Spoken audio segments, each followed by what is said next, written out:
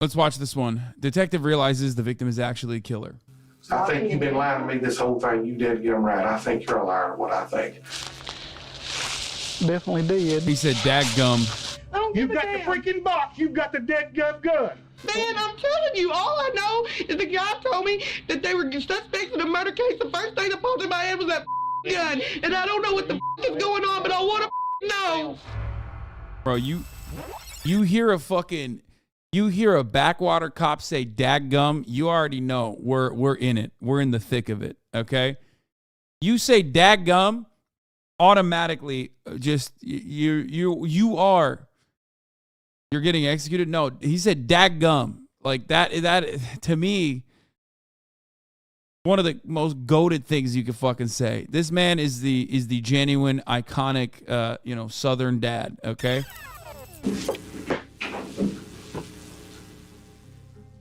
This is Samantha Wolford, a young mother, a wife, and an aspiring YouTuber turned ruthless killer. Hey guys, I was asked to do a video 15 weird things about me.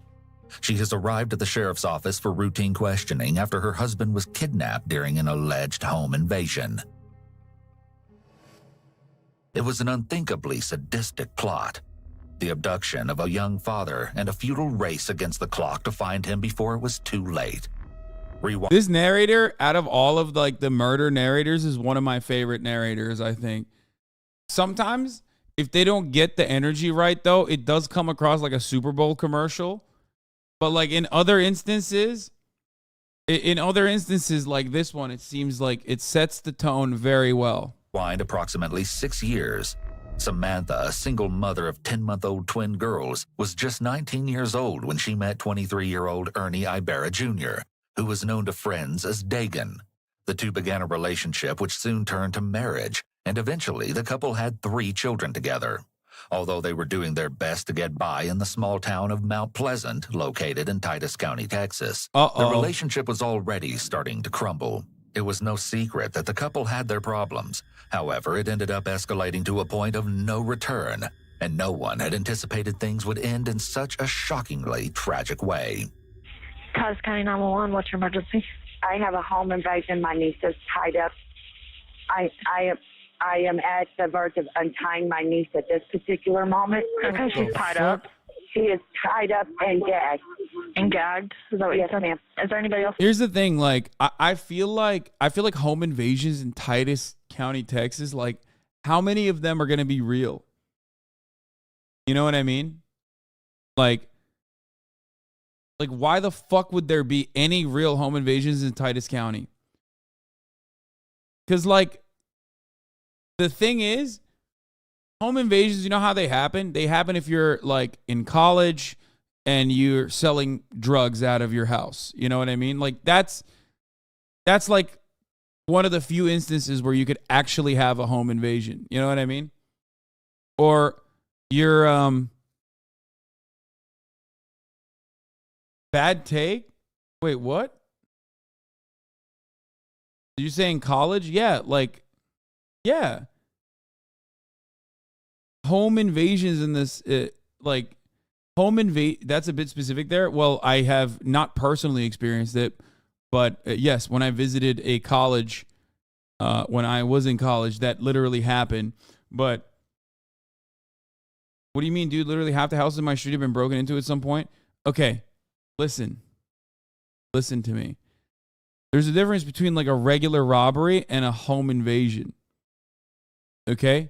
A regular robbery when the people are not inside the house, okay? When you scope out the scene, when you basically case a house and see if there's no one inside and then break in and, steal a couple shit that you can get your hands on is very different than a home invasion.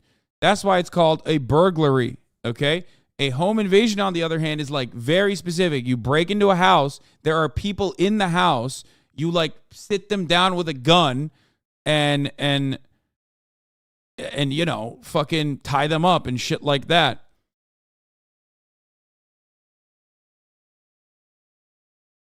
Higher likeliness in rural communities. I feel like it's less likely. No, I like Why the fuck would that happen when there's like nothing to steal?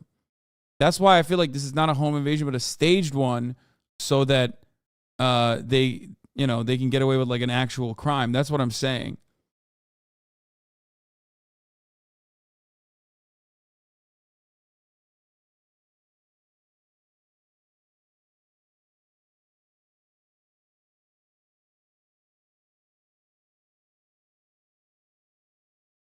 All home invasions are real. They just know the invaders. I mean, yeah, most of the instances where like a home invasion is happening it has to be like a drug house. There has to be something.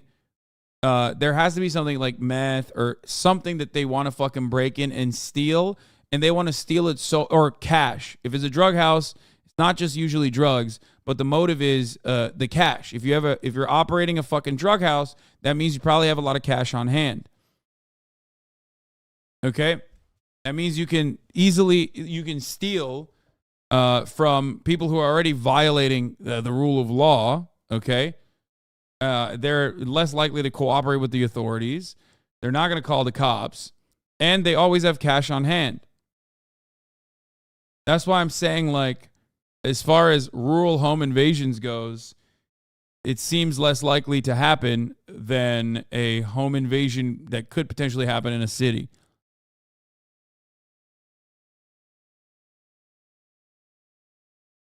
Did you hear about the story of BTP Savage recently, who had a home invasion happen to him? He killed the invader, then got killed in the next couple of days in his car. Yes, I did see that, but I didn't talk about it. Yeah, he killed the home invader, posted a photo of it, and was about to did he give a DJ Vlad interview? But before he could give a DJ Vlad interview, someone found him and killed him. And then actually the guy who killed him literally, I think, posted on Instagram saying, I killed him. But it wasn't even him who killed the home invader. It was his girlfriend, right? Oh, he did a Vlad interview. That's crazy.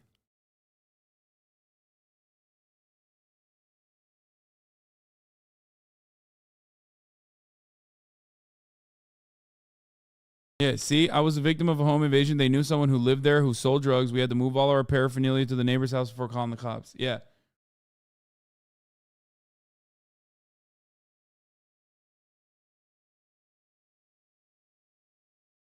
We'll look at that in a little bit after this. Where are the kids? We have 5 small infants asleep. 5 small infants asleep? Yes, ranging from 7 to 1. 7 to 1 years old? Yes, ma'am. Does she know, Samantha, did you know who the suspects are? Can I talk to her? Is she able to speak? Yes, ma'am. Hello. Hi, Samantha. I know you're upset, but I'm going to ask you a couple questions.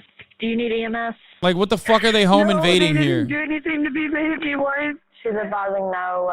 They only hit her What the once. fuck are they home invading here, dude? Look at this house. Like, unless this is like a trap house where they have a fuckload of cash lying around somewhere. Not even a fuckload, but at least enough for it to justify like a violent crime with a very specific with a very different prison sentence. You know, they're not gonna burglarize a house like this. Okay. I just asked my aunt if it was bruising or anything, and she said no, they hit me in the face. Okay, they hit you in the face? Yeah, they had me tied up, and they dragged me down the stairs to face my husband, and when my husband went in to face me, they hit me in the face, like, backhand slapped me, and so he looked at me then, and they said, I thought that would get your attention, and I want you to stare at this woman. Do you want us to kill her? And he said no. And they said, then tell us the truth. And he said, I don't know anything. When someone gives way too many details on a 911 call, this can be a warning sign that they may not be telling the truth. The purpose of a 911 call is to get help immediately. As Samantha is not currently in danger anymore, her primary focus should be on getting help finding her husband. Instead of requesting that officers be sent right away to search for him, she's telling an elaborate story about what supposedly happened.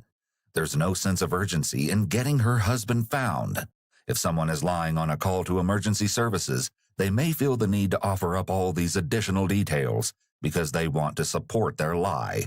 Samantha's love for acting isn't a secret after all. I've always wanted to be an actress. I think it is so much fun. I've been extras in movies. I've had small parts in like short films, and I've done plays. I think it is so much fun, and it is so beautiful. It is one of the most amazing forms of art ever, to be able to express yourself that way. I think it's amazing.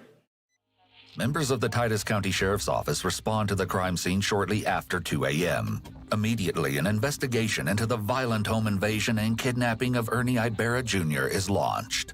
The following footage is raw body cam footage recorded by Corporal Chris Durant and Deputy Ed Godoy just minutes after the twisted crime took place. Sheriff's office. I'm upstairs. I'm sorry, sir. Sorry. Okay. Here. Are you still talking with Sheriff? They told me that I have to stay. See, tell her you're here. I did. She's still putting She on said hot she still has a few questions for me before I can get off. Let me have it and I'll take care of it, and you talk to them. So, walk me through what happened. I don't honestly know what happened. I was in no sleep, and we heard a noise, and the second I was able to open my eyes, somebody grabbed me and jerked me out of the bed and slammed me down on the ground and started tying me up and put a knife to my throat and told me don't move. Okay. They were punching me over and over and over, and just keep fighting back, and I was just letting him do it. And What's your husband's name? Ernest Ibarra. Ernest Ibarra. Okay. The officer is conducting a typical investigatory field interview at this point. However, these statements can be admissible in legal proceedings. The body camera footage can be reviewed by investigators and inconsistencies discovered between initial contact and later interrogation. One of them did say the name Luke, but that's it. That was all. That's only in identifying anything of God. One of them said, "Hey, Luke," and the guy turned, but that's the only identifying anything of God. Samantha changing her voice to imitate the alleged intruder may be an attempt to dramatize the attack in order to make it appear more believable. Although her voice is emotional, she doesn't actually express much concern about Dagan, and instead seems focused on telling the story about everything that happened to her. It's discovered that Dagan's phone was also taken by the assailants. They took his phone, but they didn't take mine. I had mine hidden. So I was able to. So he's got his phone? No, they have his phone. Okay, that's what I'm talking about. What's his phone number? Huh? Well, I need that number. Get that number from me. They cut my shirt off, and then after they made me stand there naked in front of him, The fuck? threatening to do things to me. The guy said, "I can't do." You were outside or here inside? I was in the living room. The living room? When they took me to the living room, he said, "Get your shirt and get it quick, because I'm not this type of person." So I started rummaging through my closet. He said, "I said get it quick," and pushed the knife against my throat. So I just grabbed whatever shirt and put it on. But he grabbed my shirt and he started cutting it, and he cut it down the collar, and then he said, What's your name? "Samantha." Samantha Wolford. Wolford. Where's that shirt at? Is it downstairs? What color is it? It's gray sweater. Gray sweater? Okay. That's what I was sleeping in. Okay. Yeah, I've got the front door's been kicked in. As he did. This does ring some alarm bells with respect to how many of the details she's just like retelling. You know what I mean? Like, it's like she's crying, but she's also she has like so much clarity on exactly everything that happened. It is certainly a red flag.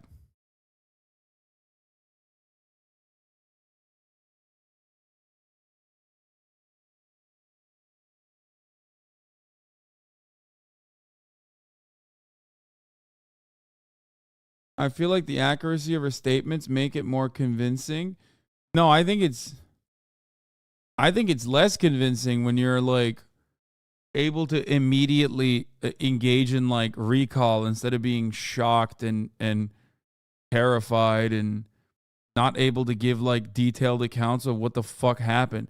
Bro, what do you mean? They like in the story that she's telling, they sexually assaulted her.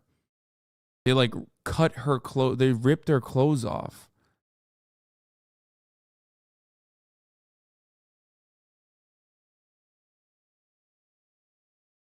Recalling exact words in that situation that people possibly stated seems very suspicious. Dictates details of the crime scene to dispatch. Samantha handles her own urgent business. She sends out a text message that reads as follows. Hey, all right, this is what we need to do. I need to do an emergency phone ping on, yeah, and I've got the cell phone number.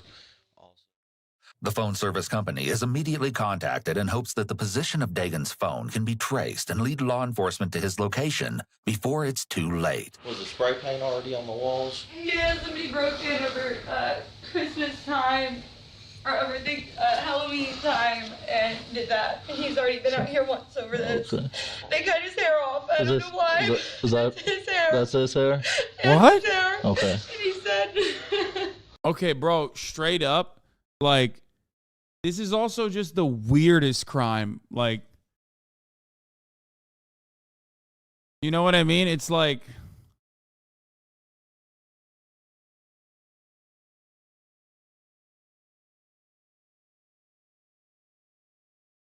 it's just very, very weird crime on top of that. The message said, turn the phone off. You send a text message saying, turn the phone off. And you said those are the pants you had on? He said you're going to want something of your husband, and chopped a piece of his hair off and threw it on the floor. And you said those are his pants that he had on? Yeah. Where's the sweater you had on? I think that's been on the dining room floor. Or on the chair. On the chair? Gray sweater, it's got a cut all over it. Okay. I said I got another car pulling up. Let me go see who this is.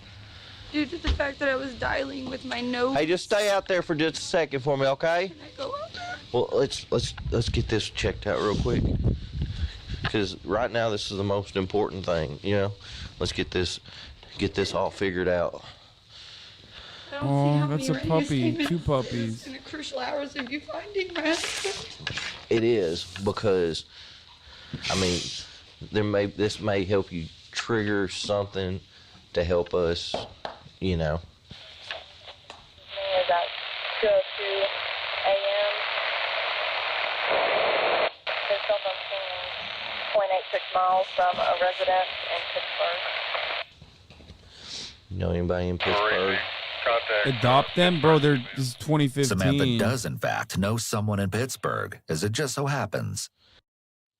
As the deputy continues to gather information from Samantha, the corporal speaks with Samantha's mother, Rosie, and Samantha's Aunt Ginger. Sir. How you doing? Just fine. You're the one that found her? Yes, she's the one that found her. I'm the one she called. Okay. So she called you first? She called me. Okay. Bound and gagged, and then she called me. We live in Winfield. Do we have any idea where her husband is? That's what we're trying to figure out. I'm assuming it has something to do with people that would be part of his circle. That's the only thing I could possibly put together, is that it had something to do with people that he knew. Samantha says that the intruders named someone she knows as the reason for the attack on her husband. For this person's privacy, as they were never proven to be involved in the case, we have redacted their name. Did they say Waco? Where the fuck is this? It's Texas. What is it? Titular, Texas or whatever? I don't know. Yeah, we're gonna put a quick pause on here. One, I have an announcement. If someone who is watching this with us currently, Titus County, Texas, who said that they would want to come on to react. And 2, I forgot to actually promote that I am watching Murder. Murder is...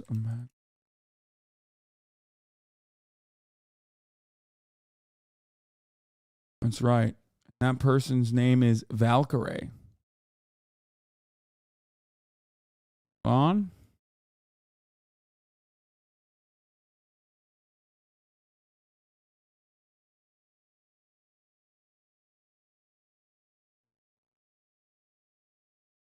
Let's see if this works. I'm going to tweet it out as well. Hello? Hello. Are you going to do cam on? Heck no. Wait, why not? Because I'm not ready. Oh, okay. Mm-hmm. First of all, we're watching crime, and Yeah. that's your number one that's your number one thing to watch. But it's also something that you experienced earlier today. You want to talk about that? Are you serious? How are you feeling? Also, wait, you've also experienced a crime, actually committing a crime. We Wait, should talk what is about that? that. The crime of you blaming it on me why we haven't done the other puppy stream. That's a crime. Wait, what? That's not a crime. That's Yes, it is. valid. It's factually accurate information. It's not my fault. Confess. I don't know about that. Mm-hmm. But yeah, someone broke into Ray's car. Oh yeah, I got robbed. Could always be worse, but it was truly just a matter of time living in LA. I mean, hey, how does it feel when you get robbed and people actually support you instead of saying you deserve it, fuck you? I'm sure there's a couple of people, low key laughing. Seeing the Lambo got broken into. Yeah. Well, I hope you're all right. How are you feeling? I'm having a bad day. Yeah. Yeah, it just got worse and worse. Well, nothing to fix your bad day and turn it around with a little bit of murder. You know what I mean? Because hey, you're having a bad day, but you know who's also having a bad day? This woman who actually portrayed herself as a victim, but in the worst way possible when she's actually the killer. Obviously, that's a spoiler alert, Wait, but did you just spoil the? well, it doesn't matter. It's the literal name of the video. God, this day sucks. It's Explore With Us. The video is from Explore With Us. Spoiling the whole movie. Okay, the title spoils it. They said it in the first 2 minutes. I thought you were watching when you said you wanted to come on and do a co-react. I am. Wow, not paying attention. It's all good. No, I am paying attention. Actually, okay, I lied. I'm not. That's fucked up.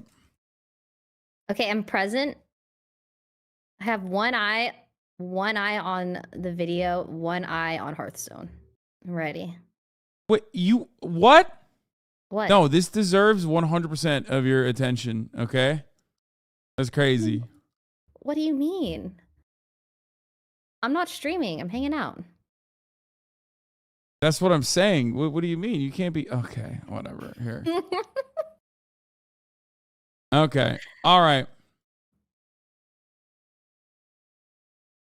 She games more than this bastard? Bro, that's an addiction, okay? Are you gaming today? What? Are you in a game today? I will be gaming in a little bit. Yeah, I'm gonna game after this. Okay. All right, well, I'm gonna continue watching, and I guess you can... I don't know how we're gonna do this. You just have the YouTube video up, I guess? Oh, can you... Oh, wait, I could just share my screen with you, right? Yeah, can you share? On. You get the... Do you hear what's going on screen too? Well, if you screen share it, yeah. This Has sound may audio. not be available when sharing a screen on your device.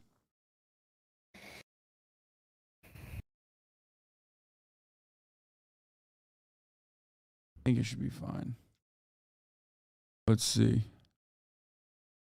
Throughout. Samantha will continue to bring up this person's name Oh, never throughout Can you the hear? investigation. No, it's fine. I'll just watch it from your stream. Wait, you can't hear? Wait, what the hell? Why not? I Oh, don't know. you share Chrome, not the window. Hold on. 1 second. And I think that's how you hear it. Yeah. Oh, you hear it that way. Yeah. It should be fine now. Samantha sends out yet another urgent text Can message you hear at now? 3:19 Can you hear? Yeah. I'm the one she called. But I don't see the video. So she called you first. She called me, Okay. bound and Oh. gagged, and then she called me. Hello? We live in with. Hello? Hello? Do you not see it? Can you hear me? No, I can hear you. I heard it for a second, and now I can't hear it, and I can't see it. What? Just look at I can see it though. I don't understand how that makes sense. I can literally see it in the Discord. Oh.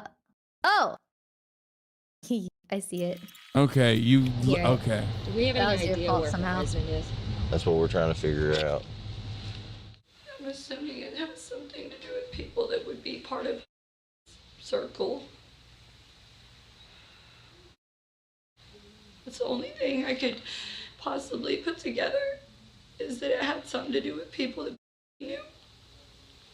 Samantha says that the intruders named someone she knows as the reason for the attack on her husband.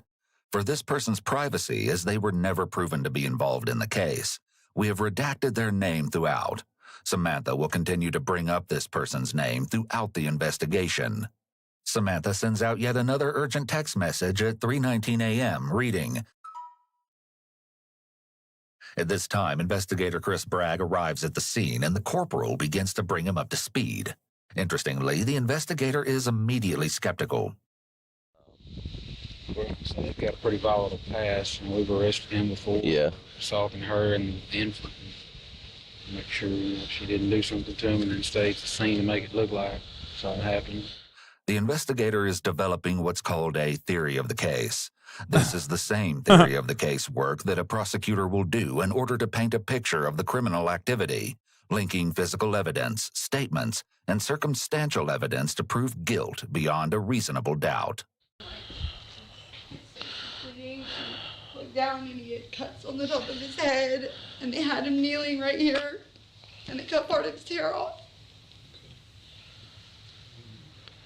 Wild to me that in the year 2015 of our holy Lord, okay, you fantasized about like a crime scene that you elaborately crafted like this, but you didn't think about the phone towers pinging.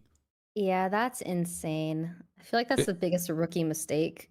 Yeah, it makes no sense. Like you cut his fucking hair and shit, and you didn't even think about, and you didn't think about that part. Like that's the first thing you're supposed to do. He's a rookie. He's a rookie. Noobs.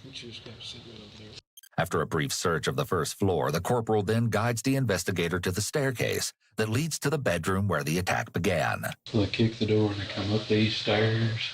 And get them before they're able to know what's going on. Yeah, that's the only part that's getting me is how do you...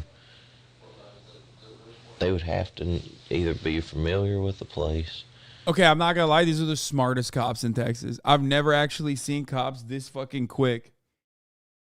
That is surprising how quick. Like this is the Sherlock Holmes of what is it, Titus County, Texas? Like that's wild. A man who says "dadgummit" is capable of this level of logical thinking. Excellent investigation. Respect. To be able to do all that and know where they were asleep. And the babies are asleep in there. Both members of the sheriff's office observe that the conditions in the home are not ideal for children to live in after viewing the area where all 5 children lay sleeping, though the body cam doesn't capture a clear view. Pitiful conditions. Yeah. I'm not really seeing a whole lot of blood, though, for somebody that was pistol whipped. The investigator proposes they have Samantha come upstairs to provide more specifics. I haven't seen it or anything. All of that, I don't know what's going on with it or what. They know what a pistol injury looks like. If you know what I'm saying. What were you saying? The Would cops you say, are Ray? too suspicious. Yeah. She is very suspicious. She's acting suspicious. This, but they kept saying, cause this, Oh my God, she's the worst. asking for compensation, $20,000. Remember this. It'll be important later on in the story. If you would just hold tight with her, so I'm gonna go get some evidence bags. I'll be right back. I'm gonna grab my camera. I'll be right back. Are you guys trying to accuse me of something? What? Her story immediately falls apart here, though Samantha's reaction is typical of someone caught in a lie. What the fuck? However, this is why all subjects under questioning should request counsel and... Sir, do you think I did the murder? Because it seems like you think I did the murder. He's like, what? No, where'd that fucking come from? Dadgummit, I never said that. refuse to answer questions.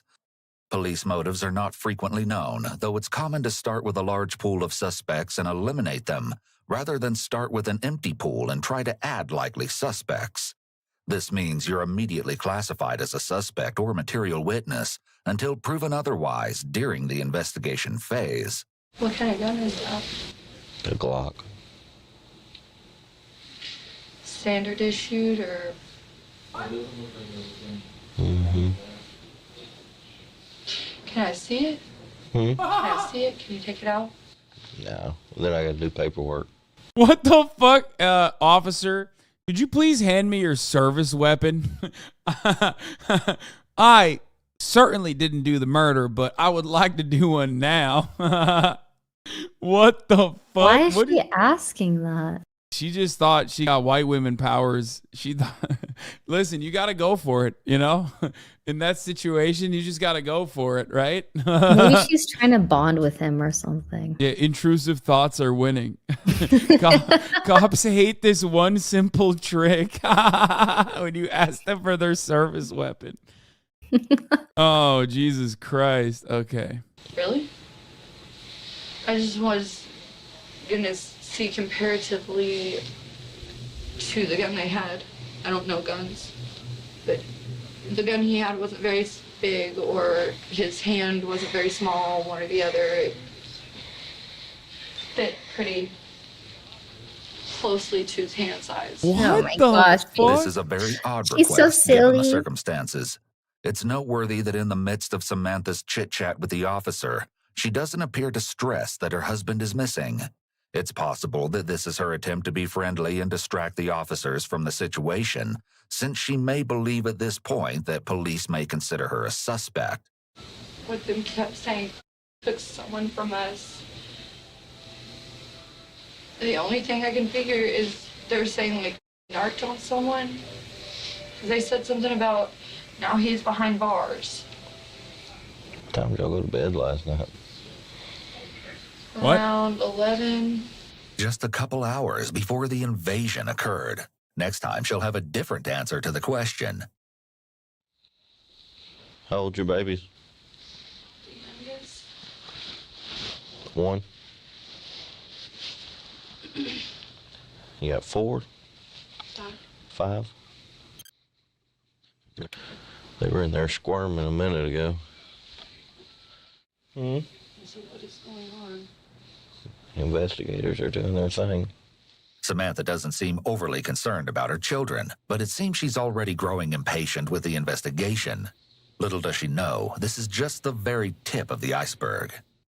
At 6:10 a.m., just a few short hours after the violent home invasion and abduction of Samantha Wolford's husband, Dagan, she arrives at the Titus County Sheriff's Office in northeastern Texas. It's here that the disturbing story will start to unfold. About to curl up on the floor and go to sleep.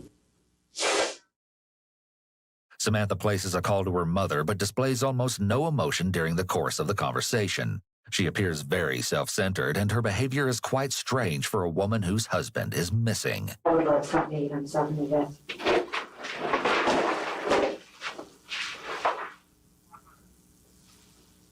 Biscuits and gravy, no sausage. Biscuits and gravy, no sausage, and french fries.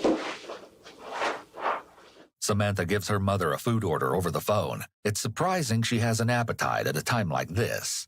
She lays on the floor, which is very Yeah, right after a big murder, you got to get a hearty meal in. Everybody knows that. Fuck you mean? Time for biscuit Childlike and and is an sausage. unexpected behavior for an adult. Samantha consistently acts like more of a high school student rather than an adult mother of 5. Chris, the investigator, enters the room.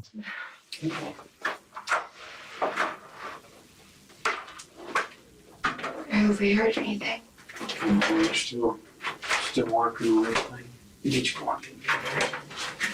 Think for me. I feel like there's something he hasn't been telling me, but I don't know what. What's your gut feeling tell you? That, I think it's something to do with. what do you think would be going on? I hate, and I'm usually right, and I hate that, but he has a problem with getting involved in things that he don't need to be getting involved with. Samantha seems to be setting up a potential motive as to why the attack and kidnapping may have occurred.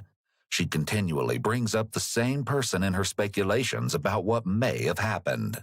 Has he been using any drugs? No, What about you? no, and I can take a test right now. This is a convincing statement which can be a red flag for possible deception.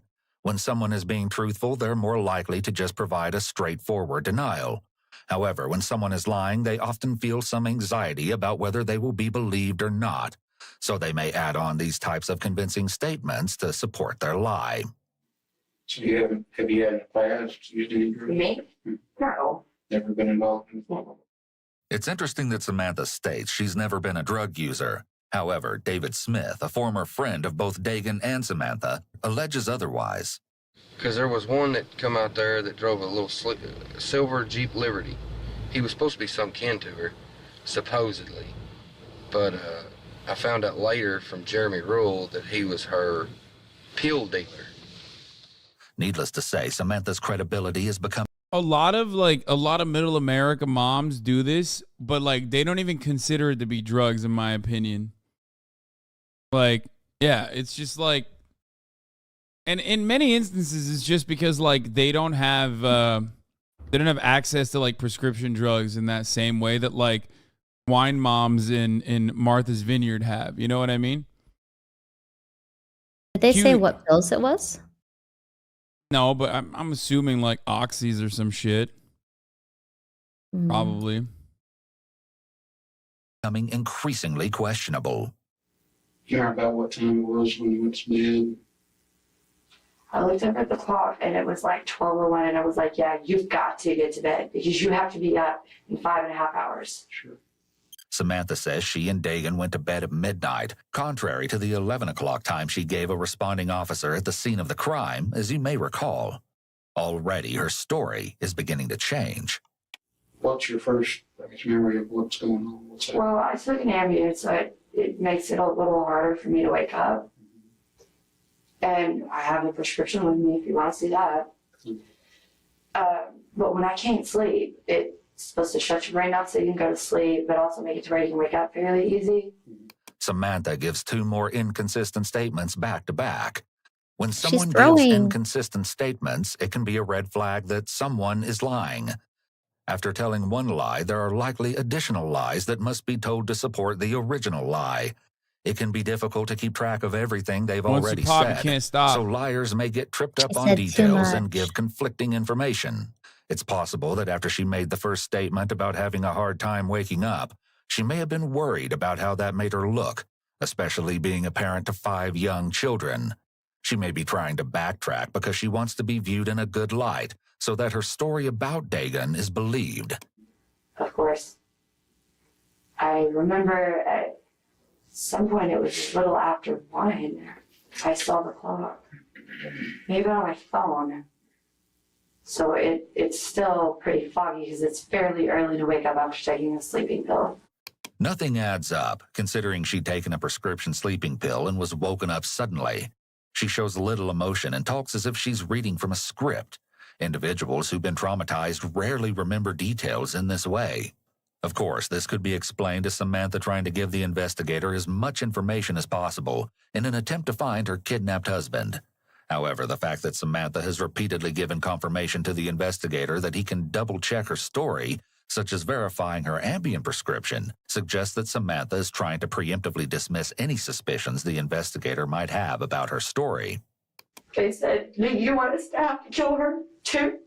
And he said, "No, please don't. How are my kids?" And they hit him in the mouth. "Are my kids okay?" And they hit him in the mouth, and he said, "We wouldn't touch a child." And what? It flew out of his mouth. I don't know if it was a tooth or if it was just spit or blood. Something flew out of his mouth because they had the lights on down there. And that's when they started cutting my clothes off and making me stand in front of him naked. This part of the story seems to be fabricated. The sweater she claimed to have been wearing had no obvious cuts. She didn't recognize the voice or nothing about it. I tried listening to everything. They forced him to tell me not to call the police. And he said, "Don't call the police." And they punched him in the mouth with the gun. And said, "That's not what I said for you to tell her." He said, "Please tell me what to say again. Please just repeat it." So they repeated it. I couldn't understand what they were saying because they were so Typical YouTube actor, by the way. close to his face and growling in his ear. Not you, Ray. You're a great actor. Thanks. He said, "Sam, don't call the police. I don't care what happens. Don't call the police because they'll come back and they'll kill Yeah, him." she's acting like a YouTuber apology video.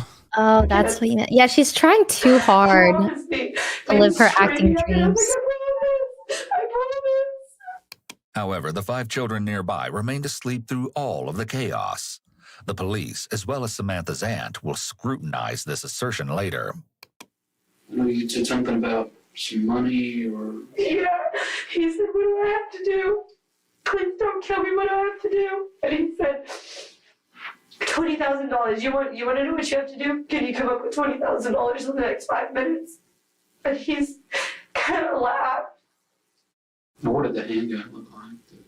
It was just black. I don't know anything about guns. Could you know the difference between like a revolver and an automatic? Oh, it was definitely like a police pistol. It was whatever those are. Semi-automatics. It wasn't a... It was small, barely bigger than his hand. You may recall that she had specific questions for the corporal at the crime scene. What kind of gun is that?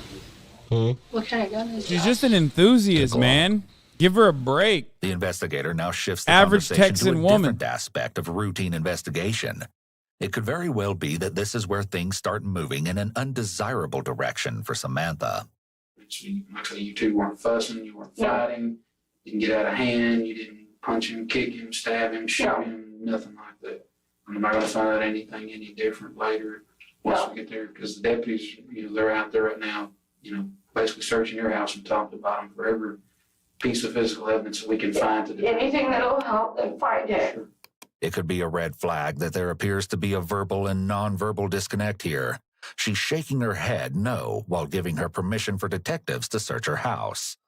Partway through this statement, she switches to nodding her head yes, possibly realizing that she made a mistake. Well, actually, say that's why I want to make sure, because we're going to be checking your phone records, your family's phone records.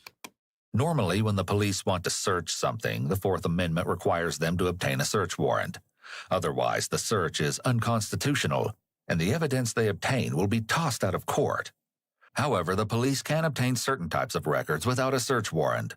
For example, the police could get a suspect's call records from their phone company. Normally, this record will only show the police what numbers a person called and at what time.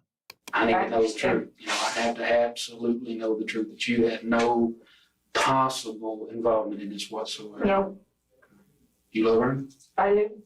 I wouldn't have gone back if I didn't. What all are you willing to do to help me find him? Whatever it takes. You don't know where he is? No, I don't. Cap. I wish I did. You're positive? I'm positive. You have absolutely no idea where he's at. No, I don't. You know who we can call to find where he's at? The only one I can think is because they kept bringing him up. Dude. Oh my God. She keeps bringing redacted up so much. Holy shit. It's like, it's definitely redacted. It's definitely redacted. I'm telling you now. I mean, it seems to me like it's redacted, officers. Maybe, you should go after this redacted person, Seems to me like they're at fault here. Clearly. Other than that, I have no idea. None. That could Her just be palms his go up name. in the rogatory position, Was which that an indicates accent? Yes. Redacted. What the fuck? That came out of nowhere. Okay. Or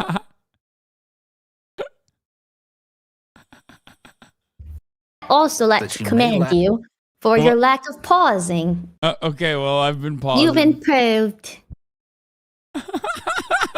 confidence in her statement.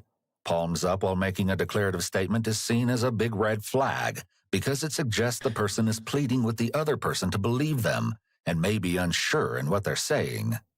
He doesn't have any friends. I don't go out much. The one friend that I do really have lives in Sulphur Springs. I don't like drama. I don't like having outside chaos, so I just stay home. I'm just a stay-at-home mom. Samantha continues to attempt to steer the investigation towards the same person she named. She portrays herself simply as a stay-at-home mom. However, her homemaking skills seem to be lacking based on the condition of her house. God damn. Police observe the environment in He's the just fucking daggering her. Like, he's like, Samantha's home is actually a piece of shit. Clearly, she should go back to the kitchen and learn how to cook. Jesus Christ, dude. There's no reason to fucking pile on this art. I mean, I guess she's a murderer, but like, still. You know what I mean? They did say it was pitiful. The conditions of the kids' room. What's pitiful is the top of the hour ad break being here, and there are plenty of people who are not subscribed because they're about to see a 3-minute ad break. Oh no. That's right. But fear not. If you no longer want to see those ads, chat, all you need to do is subscribe, which you can do for $5 or for free with a Twitch Prime by connecting your Amazon Prime account to your Twitch account. Or by getting gifted a sub if you're lucky. Here's the 3-minute ad break now. All right. Continue. The home is obviously not fit for children.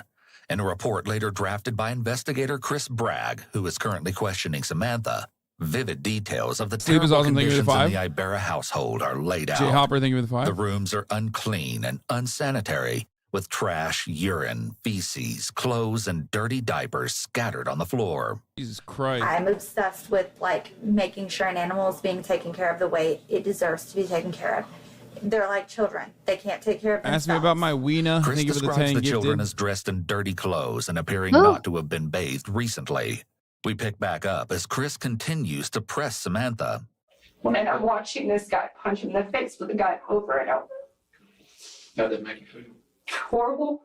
Pass B Dev, thank you I for was the 5. hysterically bawling. So it didn't make you feel glad or No. there's some torture in there? No. Because you told me that you felt good about, wanting to stab him, kill him. At some point in time, everybody loses their temper, but have I ever acted out and hurt anybody? No. And you can look at my record on that. When she says you can look at my record, this is what is known as a convincing statement. When someone is lying, they may make statements such as this that sound compelling in order to convince the other person. I However, did that all someone of who's the telling time the in truth is Among Us.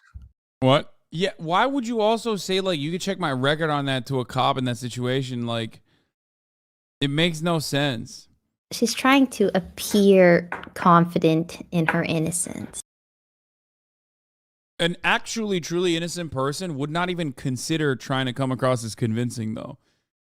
Like, yeah, that's why an she's innocent guilty. person is never going to turn around and be like, oh, definitely ask anybody. Like, everyone always says I'm the least domestically abusive woman on the planet. You know what I mean? less likely to use convincing statements because the facts are on their side.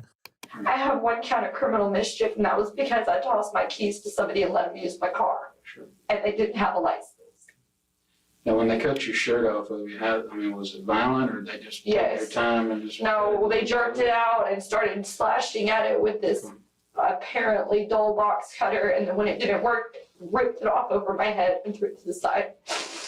So it wasn't completely cut in half or anything? No, they started cutting like they were gonna cut it down or across, and the blade wasn't working, so they said and ripped it off over my head.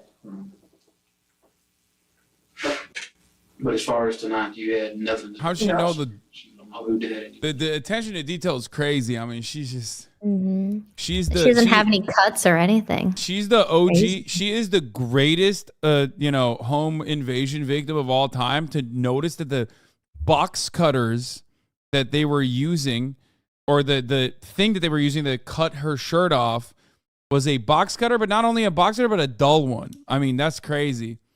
It's wild to be on Ambien, get woken up in the middle of the night, and then recognize all these details. I mean, that's wild. No. You're positive about that. Yes. Well, what I need you to do for me is make me a list of everybody, friends, family, contact numbers, his boss, where he works at Little Caesars, his boss where he works at the Talcott Woodcraft. The investigator exits the room and leaves Samantha to her list. A few minutes later, Sheriff Tim Ingram enters the room and tries his hand at getting to the truth with Samantha. And this is why that it's very important, honey, that we want you to be honest, because I'm going to tell you what, the evidence we found on the scene, it's just not matching. I don't think you harmed this boy, but I think you know who did, because if somebody's going to kidnap him, why is there his blood in y'all's pickup? Kidnappers ain't going to use the pickup to do something with him and then put him out there and put him in the truck and haul him back. In his pickup, his blood? Mm-hmm. Yeah, somebody, it's apparent to me that somebody used his truck. When someone is feeling especially anxious, their mouth and throat may become Is that a thing? Like, yeah, it's a thing. I feel like a lot of the body, a lot of like the body movement stuff is not like an exact science. It's just they just kind of the body language shit is like. Wait, really? Because when you're nervous and stuff, your hands will get clammy. Yeah, that's a reaction. I feel like if you're, really stressed, I mean, it's definitely your throat probably dries up. pseudoscientific because it's like, okay, as much as I love this kind of stuff, as much as I love reacting to this kind of stuff, the reality is that in many circumstances, cops absolutely utilize pseudoscience to justify convictions. And they just use it as like additional evidence when in fact, like, it's never... Everything beyond DNA is often filled to the brim with a whole bunch of bullshit. Yeah. Yeah, because sometimes, like, for example, people laugh when they're coping. Sometimes people deal with things differently, so it is difficult to assume that someone's body language means something for sure. I mean, she's definitely guilty of sin, but I think it's usually what ends up helping in a lot of these circumstances is just conflicting testimony and like hard evidence in the form of like CCTV footage, phone like your phone pinging, DNA or at least like DNA evidence nowadays. Like all that stuff is basically the real deal. The other shit's usually just like, in most circumstances, the other stuff is just like a way to beef up your argument. Yeah, it's because we already know the result of this video. So when we see her coughing, we just assume it's because she's guilty. Yeah. Prior, which can lead to increased throat clearing, swallowing, or coughing. If any of these behaviors start or increase suddenly, it can be a sign to detectives that they're on the right track and need to question the suspect further. Samantha's cough here could be related to this. She may be panicked about the news that blood was found in his truck, and the cough is an attempt to reduce the discomfort and dryness she feels in her throat. To take him somewhere after he was assaulted at y'all's house. I told him that they got into his truck because they wanted his ID. Because they said they needed to verify 100% they had the right person, is what they said. I don't know if they were one of the people that hit him or not. They sent somebody out to the truck to get his wallet to check his ID. Came back in and said, yes, he is who he says he is. Okay, but that still don't explain why his blood is in that truck. They hit him in the face like 100 times. Well, no, but you said they went out and did it and got it. He was never supposed to be in that truck. If they had blood on their hands and got in the truck. No, it's drip blood. It's not. It's drip blood? Yes, he was in that truck. And this is what's going to look so bad is from your story, and this is why you don't have to be a suspect, and I still don't think you did it. I don't think you're strong enough to do it. But I personally, I think you're scared. I don't know if you had a boyfriend that he found out about. The investigator is attempting to establish the existence of accomplices, and from there, the existence of one or more conspiracies. I didn't have a boyfriend. Okay. I don't know what the deal is, but Sam, you've got your kids was in the same room. It's telling that Samantha says she's being as honest as she can. This may be another convincing statement. It sounds reasonable, but someone who's telling the entire truth likely wouldn't feel the need to make claims about being an honest person. In addition, Samantha's statement here may have some level of truth to it. She's being as honest as she can be without incriminating herself. Adding on "as I can" may be an exclusion qualifier, which allows her to tell the detective some of what happened while withholding information about her specific role in the crime. There's just the whole layout of your house and the way you said they took him. It's just not making sense. The interrogator is doing a good job of appearing neutral. Despite the evidence pointing to Samantha being dishonest with him, he makes it out as if he is on her side. The more she trusts the detective, the more likely she will be to confess. Okay. All right, we'll finish writing your statement. We'll go back with you, okay? You need something to drink? He left with my phone. Where did he take that? Well, we've got a search warrant for your phone. That phone's gonna be ours for a while. Because the calls, every call you've made probably in the past year, we're gonna have to look at. Okay. Your text message, everything. So we've got a search warrant for your phone. Okay? Okay. I'm telling you everything I know. The wild part about this always is like, did you watch the latest JCS? I think so. Like the one where the woman was like so annoying all the way to the end, and she's like, "All right, well, time to go home now." And they're like, "No, you're going to jail." Yeah. Yeah, it's just entitlement. Oh, like, the suitcase video. Yeah, the suitcase lady. Like the sense of entitlement goes bananas mode for some of these people, where they just literally think like, "I don't get it. Like, what do you mean? Can I get my phone back to make another order for food? My biscuit and gravies haven't come back." You know what I mean? Like, it's just like, no, lady, you're going to jail, dog. Like, no, they have a search warrant on your fucking phone. Like, you did a murder. That white woman privilege right there. I mean, it's just, it's a white lady debuff. Entitled. Repeating everything they've said. Okay. Well, just go ahead and do you got your statement. We'll get back with you again, okay? You can look at my record. I'm not somebody that gets into trouble. Sit right there and told me the same story just like you're telling me. And, they tried to convince me. And in the end, when the evidence come in, they sat there and we knew all along they were lying. We knew all along the story was Oh, made up. shit. Oh, he's giving it up. He's giving the game up a little bit. He's flexing. Yeah. He's flexing. That's BM. That's BM. You haven't cooked her yet. He's doing like a Chekhov's gun. You know what I mean? He's like, yeah, a lot of times we always know that they're lying, but we listen to them nonetheless. Detectives want suspects to think they know more than they actually do, or that they're about to find some crucial piece of evidence, leaving suspects panicking about how much police actually know. Investigators want suspects to feel the time pressure to confess, implying that it's in the suspect's best interest to do so before it's too late.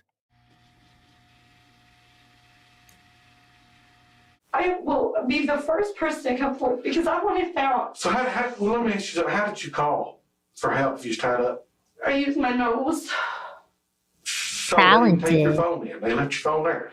They asked me if I had a phone, and I told them no. And they asked him, So and I how'd you told get him to no. it? How'd you get to I it? wiggled on my side. Where was it? across the room. Where was I it? was on this side of the upstairs, and it was shoved up underneath the edge of the bed on this side of the upstairs. Who did you call? My mother was the first number on my call list. I just used my face. And So instead of calling 911 for help, you called your mother? how do you press 911 with your face? Well, how did you dial your mother with your face? I didn't dial my mother. I just pushed the first thing that was on there. It had just happened to be my mom.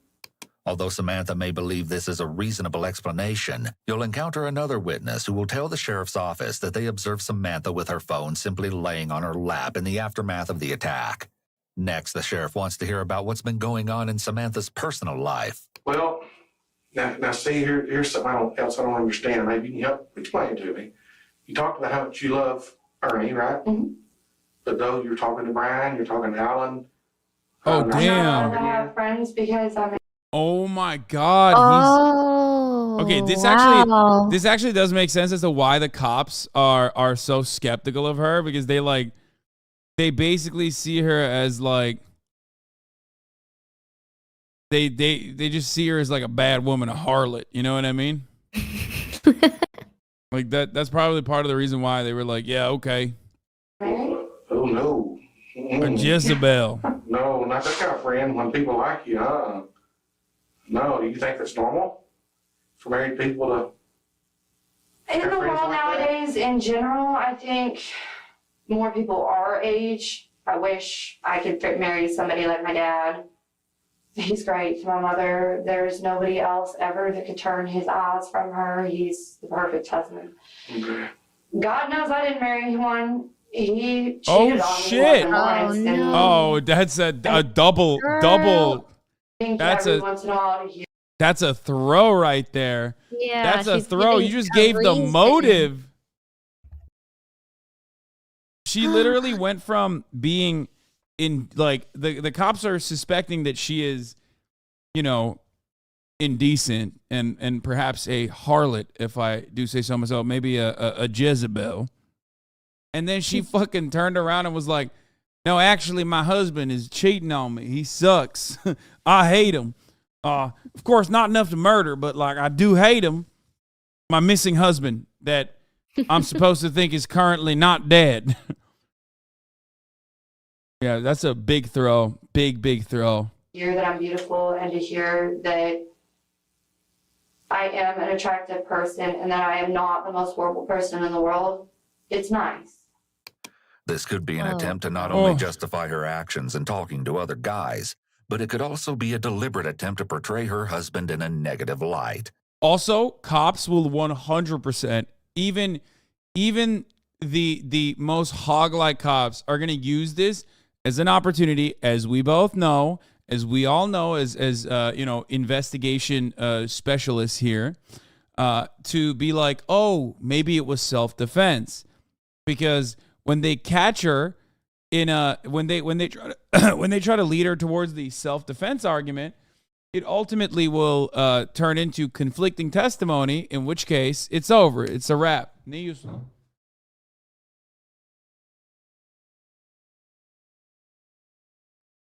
She's hinting toward verbal abuse by claiming that he would tell her how horrible she is. This seems especially unusual given the fact that her husband is still missing. Most people would avoid speaking ill of a loved one who's missing or recently deceased. She may be setting up a possible defense if it's later proven that she was involved in his disappearance. Did Ernie ever look at your phone? Yes, all the time. Did he see those messages where you've been talking to them guys? Yeah. What'd he say? Nothing.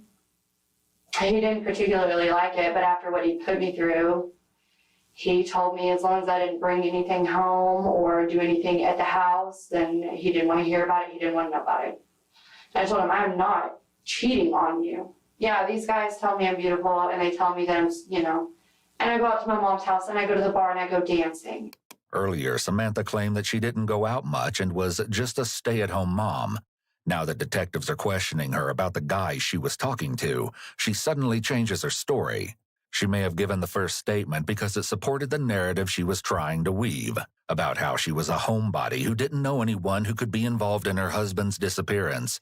However, now that detectives have evidence of her text with other guys, she needs to support this new narrative. And yeah, I may have a little too much to drink and someone says, hey, can I have your number? And I may give it to them. Oh But my that's as far as it God. goes. Samantha seems preoccupied with others. That's insane, dude. I What told the her fuck? she has 5 children. Like, yeah. Well, Acts that like just means she this. likes to fuck, right? That's Get a divorce. What And is she- this? What kind and of she relationship? absolutely hates using protection. We know 2 things. Samantha Wolford loves the fuck, number one, and she hates condoms, okay?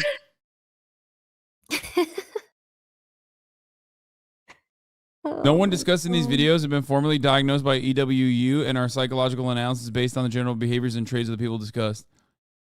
Recognizing her as beautiful, given her repeated use of the word to describe herself. This could be a possible indication of her having narcissistic traits.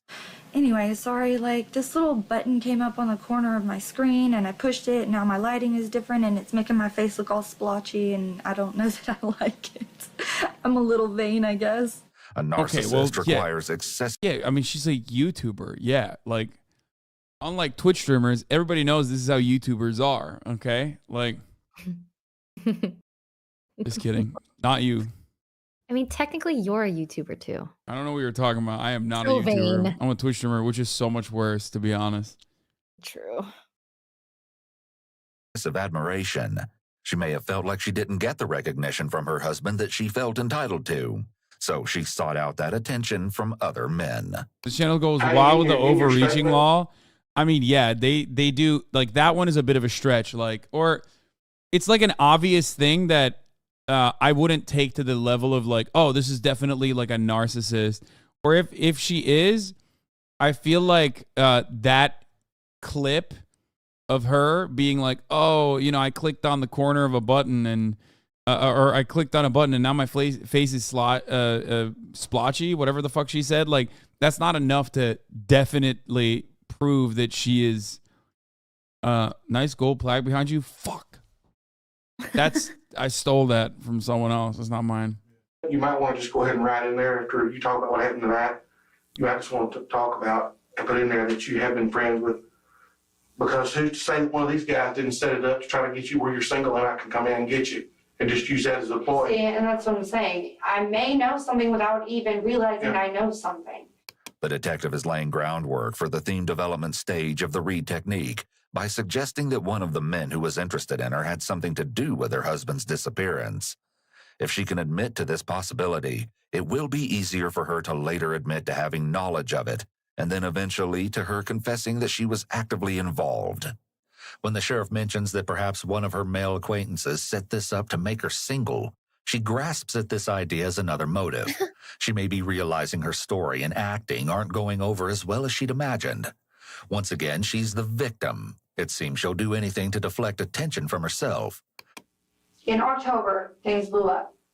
He laid his hands on me. Oh, dude, the detective's going to cook her on this. I'm telling you, detectives love this shit. New lore unlocked immediately is going to be like, oh, yeah, well, if he's a detective worth his salt, he will immediately turn around and be like, you could be a victim in this circumstance. I mean, that's something that we're willing to work out. Seems like you were victimized quite a bit by this big bad man. You know what I mean? Boom. Immediately lead her down the self-defense angle to trap her because all of a sudden, now you got conflicting testimony. Boom, blammo, it's over. She's toasted. I put criminal trespass on him, not on his sister, because she was acting crazy and harassing me. My friend David Smith had talked to me earlier, said he might come by later that night. I told him it was probably not the best idea. What, Ernie going to be there? Who's this David Smith? He called in and reported that he was there. Then when he realized that I intended on giving him the chance to be the better person he says he's going to be, and to go through the criminal trespass or the anger management courses and go through and do what he says he's going to do, and I'm going to give him that chance out of home on his own without having a judge to force him to do it. So already he's got a lot of anger issues? Yes, Is he jealous? severe. Yes, Is he very severe. jealous of you? This is different than what she said earlier about how Ernie told her she could do whatever with whomever, as long as it wasn't at their house. Samantha appears to... You know what it's called? We're in a polycule, officer. Mr. Detective, sir. Yeah, that's right. I like to put on a fursuit sometimes. Get wild with it. You didn't see it in the house, but I got one of them fursuits. You know, it's called a polycule. Call up our boy. His name is Sneeko. He does YouTube as well. Just sits there and watches. Okay, sorry. Let's continue. To enjoy being in the role of the damsel in distress and having David Smith and these other men come and save her from her allegedly abusive husband. This is another example of Samantha's need for attention, which is common among individuals with narcissistic personality disorder. Yes. David Smith hit him up because me and him had been hanging out. I hadn't intended on ever hearing from Dagon again, Ernie. I had never intended on speaking to him again. He cheated on me and he laid his hands on me. I was done. Well, his sister talked his way back in, and he said he loves you, blah, blah, blah. He wants to be with you.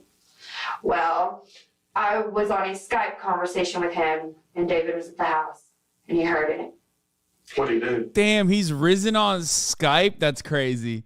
That's a different level of horniness right there. When you're getting rizzed up on Skype, dude, really? It's like one step removed from getting rizzed up on Zoom calls, dude. What the fuck? Yeah, that's right. We're on Skype conversations, you know. I mean, it is. Oh yeah, this is right. It is 2015. Still, Skype is weird to rizz up on.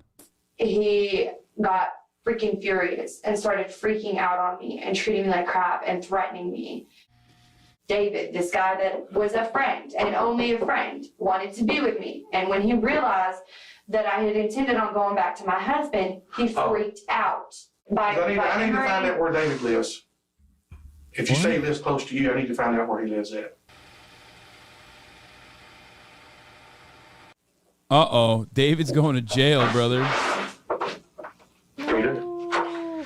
Hey, there is one other way that we can make absolutely sure and clear you. We can give you a polygraph test. What? Would you mind me speaking to my... First of all, a polygraph test? Dude, Texas is so barbaric. I swear to God. Like, that shit is so dumb. I can't believe cops still use that. It's insane, okay? It's insane. Those things are such fucking bullshit. They're completely inadmissible in court for obvious fucking reasons. It's just ridiculous. Hasan, What's up? the stream stopped working in Discord. Wait, it did? Mm-hmm. No, I just paused it. Oh, it has a loading thing for me and an exclamation point. Here, I'll turn it off and then on again. Do it one more time. Here you go. The polygraph can also pressure people to confess to something. Look at you. You got cop brain. Yeah. Polygraph is using a vibe check for evidence. Yeah, I mean, it's no different. My mother before I completely agreed to that. Well, but now if you have nothing to hide, why would you want to talk to your mama? Because it's nothing against you personally, but just cops in general. You hear such negative things and how they are not out to help you, and CPS is the same way. And I just kind of want to get my mom and dad's opinion on if it's in my best interest. You know what? How about instead of your mom and dad, you get a legal opinion? You know what I mean? Like, you do have the right, and you should. She's like, let me ask my mom. The fuck do you mean? Like, literally call a lawyer instead. Anyway, let's just... You know what I think? I think it's not going to be long. I think they're locking your butt up, what I think. I think you've been lying to me this whole thing. You did get them right. Wow, dadgum. He's a dadgum guy, and he said he's a dadgum guy, and he said, but you know he's pissed. He's You ulting. What? He's ulting. No, he got mad. Yeah, we're gonna be locking your dadgum butt up. And I think you're a liar, what I think. I think you know exactly who did this. Now, mind the freaking story for a minute. That's what I think. Your freaking So I tell story. you what, let's do. Let's just get on with it. It seems that the interrogator's anger is an intended tactic here. No, it's It evokes not. the desired reaction from No, it's not. That is not an intended tactic. He got pissed. He got pissed that she's not collaborating. And he just popped off. A person who says dadgummit is never going to use the B word.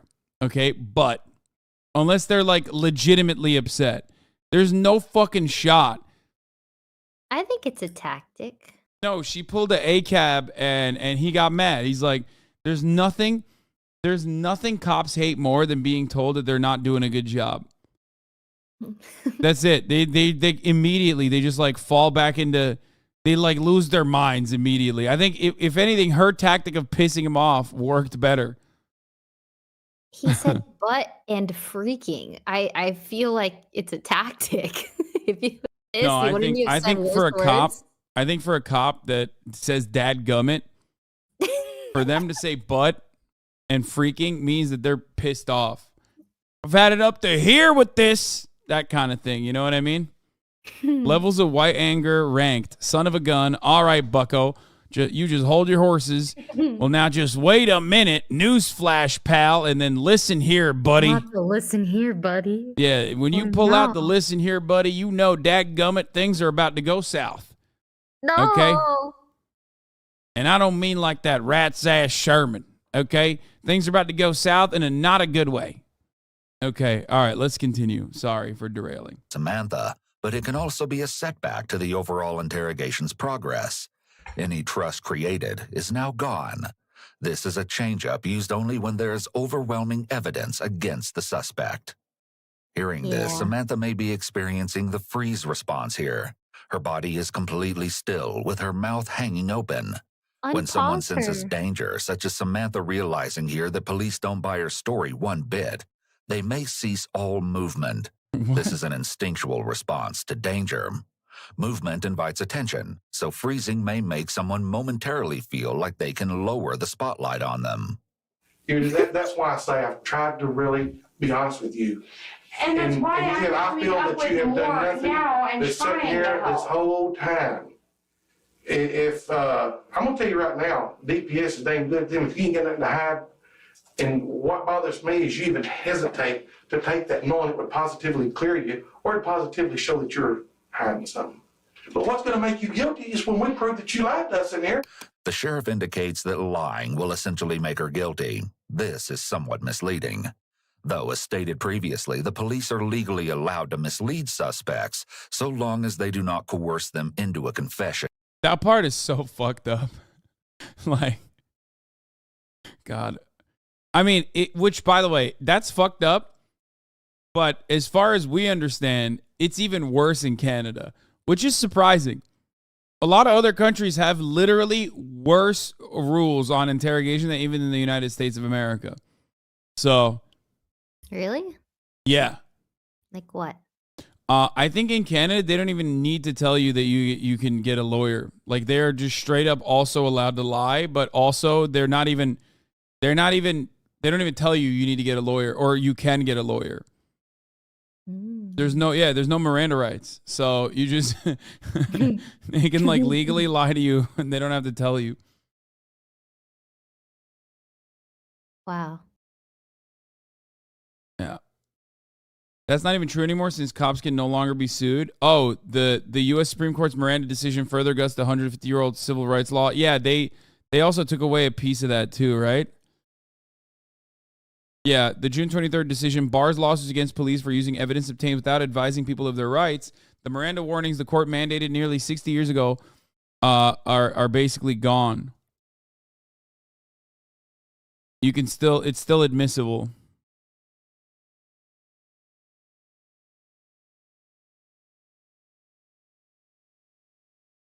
So I guess it doesn't matter in America either, no longer. Nevertheless, the inconsistencies between Samantha's statements and the evidence could be used to suggest that she is aware of her own guilt and is using lies to cover it up. Therefore, the investigator is trying to establish knowledge of guilt, or more commonly referred to as consciousness of guilt.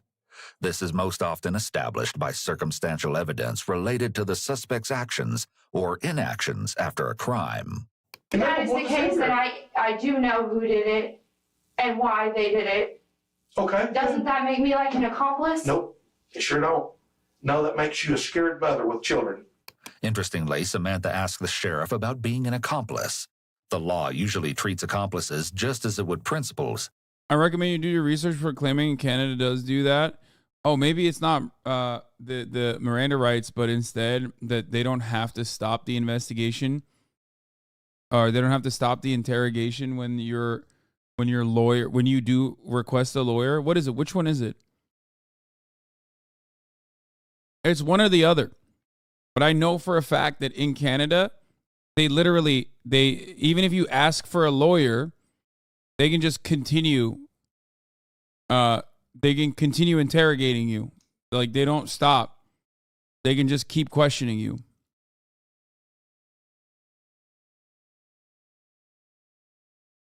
So if you request a lawyer and they keep questioning you and you don't, without your lawyer, No, they then can't. Not true. They read a charter and caution here. They have to read a charter and caution. No, they can't. Okay, let's take a look. I've literally seen this happen. So should I come back in 30 or no. It's okay.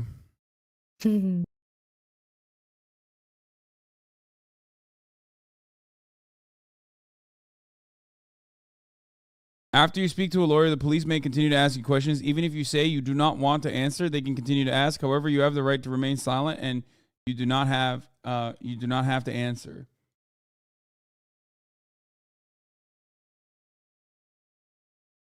Unlawful interrogations. No. It's United States. Wait. Yeah, look.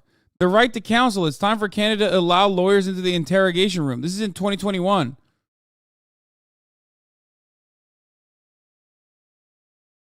Many Canadians are likely familiar with Miranda rights from watching American movies. A police officer detains a suspect and immediately says you have a right to remain silent, blah, blah, blah. Canadians might be surprised, however, to hear that one of these rights, the right to have a lawyer present during a police interview, currently does not exist on this side of the border.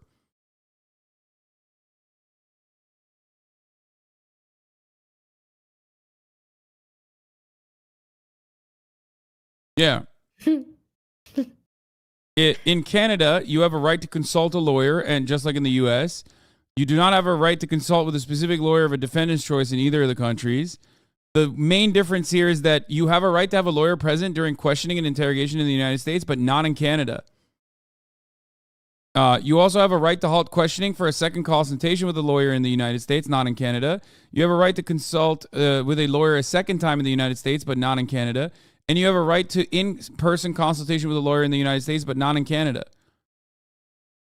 Yeah. This is also important. This is important to understand because these can critically change the outcome of an investigation. So you're not forced to answer and they have to read that charter and caution is all I'm saying. No, you didn't just say that. You also said that I was wrong on the other lawyer thing. Okay, Luke the Llama, Mr. Defender of Canada. Have fun with your healthcare getting eviscerated and privatized, by the way. Sorry. Okay. What? You're already right. Relax. It doesn't matter. Relax. Oh, sorry. Also, the queen owns you. I mean, she's dead, so the king owns you now. Oh my God, he's tripling down. Yeah, Commonwealth ass. I'm just kidding. The damage has been done. No, I'm just messing around. I'm sure the chatter knows I'm kidding. I love Canada. All right, let's keep going. Meaning that accomplices can face exactly the same legal penalties. Most states hold a person criminally liable if they aid or abet another in the commission of a crime. The classic example of this is a getaway driver for a bank robbery. Importantly, this is a distinct concept from conspiracy. A conspiracy is when two or more people make an agreement to commit a crime, and at least one individual within the group takes some overt act towards committing the crime. In such a case, all conspirators are criminally liable for the conspiracy. The only other thing I don't even know, I know, okay, but it's a suspicion. Okay. I've been up at the hospital with my friend Charlotte. Okay. And she's got a guy there, and I swear to God, I cannot go up there that I said any of this. Okay. Because they have a lot of friends around here, and my life will be in a lot of danger. Okay. But the only other thing I know She altered her. What you fail to recognize is that this white lady had already ulted multiple times throughout this process. And everyone knows with each ult, you end up getting the ultimate buff nerfed time and time again. By the third ult, you have approximately 75% less damage. Talking to her about problems like I just told you. I have a problem with talking to my friends about our problems. I don't have many of them. So when I do get with one of my He does friends, not. talk about He does not give a fuck. He's rapping. It hasn't been many. We have Like, had sure, problems lady. that I hadn't seen All Charlotte right, in a long okay. time. Okay, go with it. And she's got this guy in the room with her, and he gets That's fucked up. talking about how a man shouldn't treat a woman that way, and how you don't do those things to a person, and he's going to deal with the situation. I didn't take him seriously. Okay, you see, Sam, you know who did this, but that does not make But I you don't guilty. have any Still, proof that he did. I just have what he said. okay, who is this guy? His name's John. John who? His Facebook is Rebel. John Rebel. It's John. Damn, that man's at Titus County. That man's at Titus County 7 right there. Hard 7. Dude, John Rebel? That's a sick fucking name. I don't truly know his last name, but his Facebook says John Rebel. At this point, it seems Samantha's crying could be attributed to the fact that her story isn't yielding the results she'd hoped for, rather than because Dagan is missing. This behavior is consistent with her narcissistic tendencies. At this time, Samantha first mentions an acquaintance known as John Rebel. Herein begins a turning point in this complex story, as a new persona begins to evolve. He's got a brother named Greg. He's got a really bad history as far as... Who's Greg? I was told he's an informant. What? I don't know Greg's last name Where does either. John live? I don't know. I know that he's been staying with Charlotte. So if he did this, who do you think he'd bring with him? Me. I don't know any of his friends. But yesterday at the hospital, he had a guy that I do know from town with him. His name is Tay.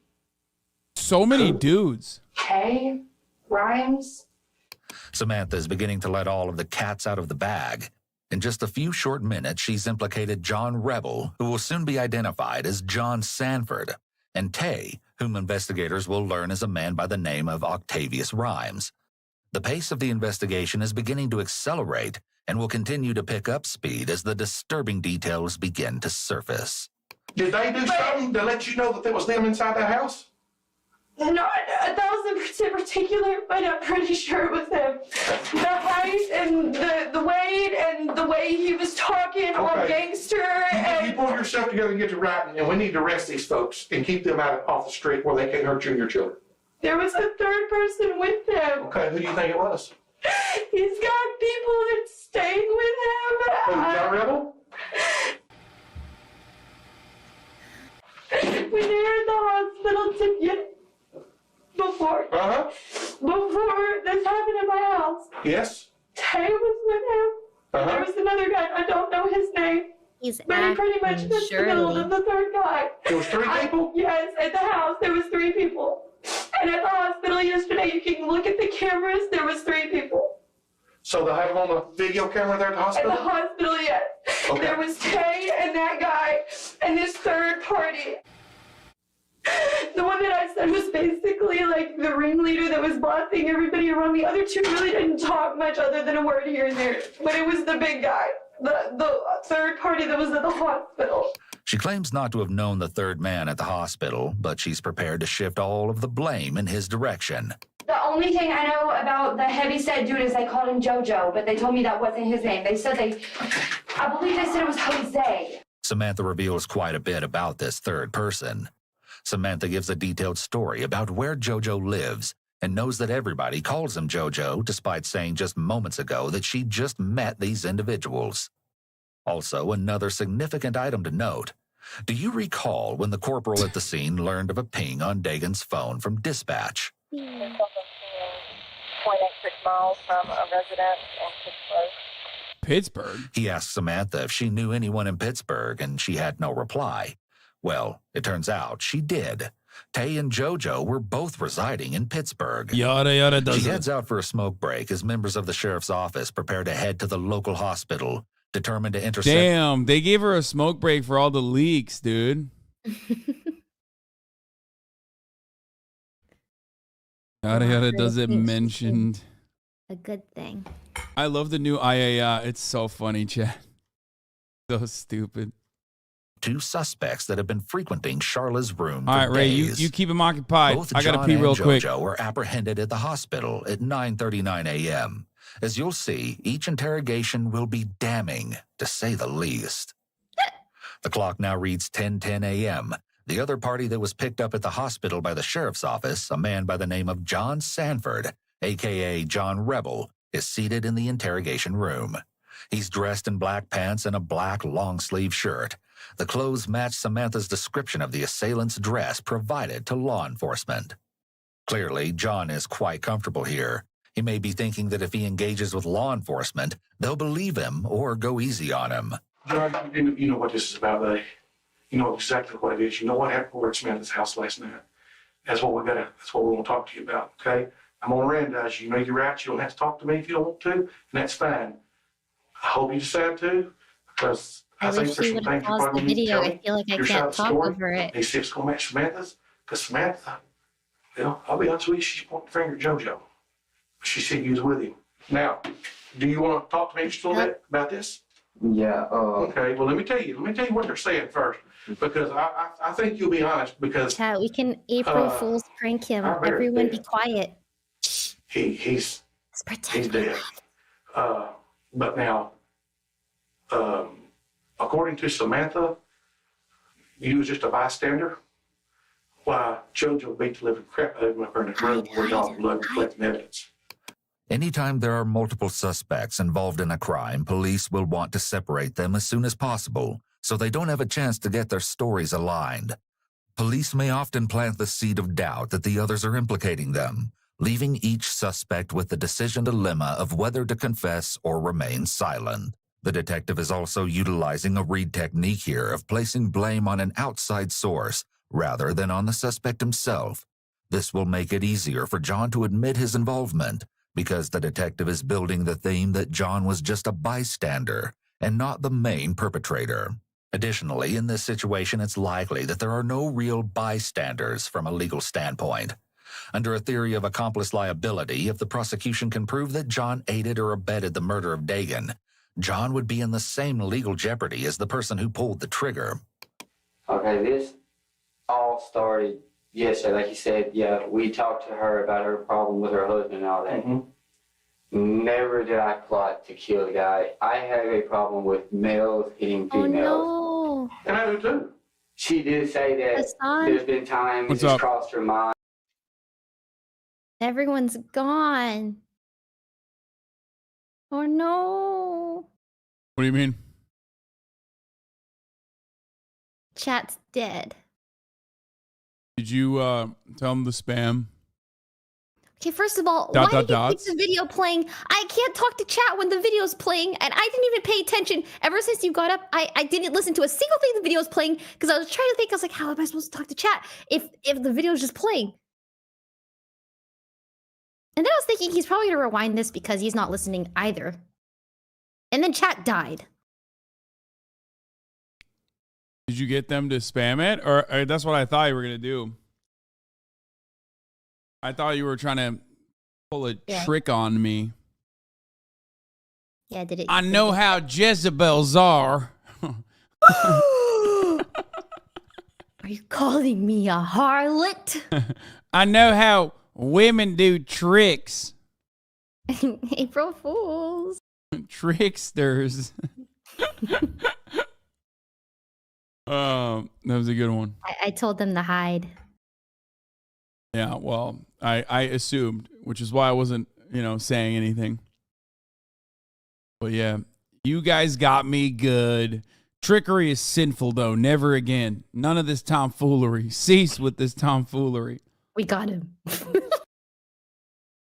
All right. Let's continue. Trying to do stupid shit, this and that. Like what? Like, basically, like, get somebody to them off. Like, not kill them, but like just beat the out of them, set them up, shit like that, right? And I told her, I said, well, damn. I said, you're talking to somebody that could do that, but I wasn't going to, though. John now begins his account of the previous night, beginning with a quick stop at Samantha's house. JoJo had the keys. He was passenger seat. In front? Yeah, passenger. Who was driving? I drove because... Okay. Who was with you? It was me, JoJo, and What's he doing with his hands? Why did he stand up? Except for... I think do he's know... describing something. All I know is he was related to Tay. Yeah, because I think I know who he is. John indicates that someone related to Tay was in the back seat and that Tay wasn't. I feel like this is a man who's definitely has a lot of experience being handcuffed and knows that like he has to move it around a little bit to get some circulation going, or he's just Italian and has to use his hands, one or the other. Or maybe both. I don't know. But I've actually never seen somebody who's handcuffed get up so casually, okay, and just like try to use his hands while describing a story as though he's not handcuffed. His last name is Rebel. He can't be contained. True. With the three of them in the car. Okay, let me rephrase that. I have seen them because I have been running around Pittsburgh, but unless they live on Cypress Street, I don't know who they are. Okay, I got you. Okay, well, go ahead. Y'all all three together. So, you was driving, but you didn't have the keys. Didn't have the keys, and I really didn't have a choice because I like my life. John seems to be trying to suggest that it was actually JoJo who was directing the scheme, and now seems to be implying that JoJo threatened him into driving. Notably, duress can be a defense to some crimes.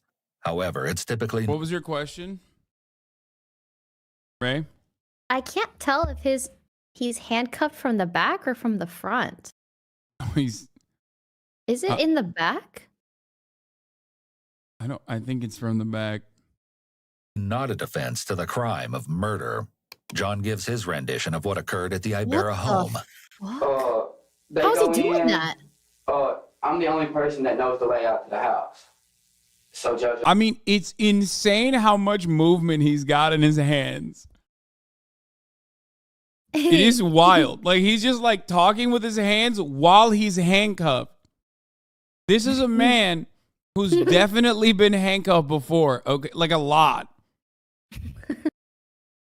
It is very weird. Like he's got to show the other hand too. So it's just no. He's like, you can't contain me. I'm a rebel.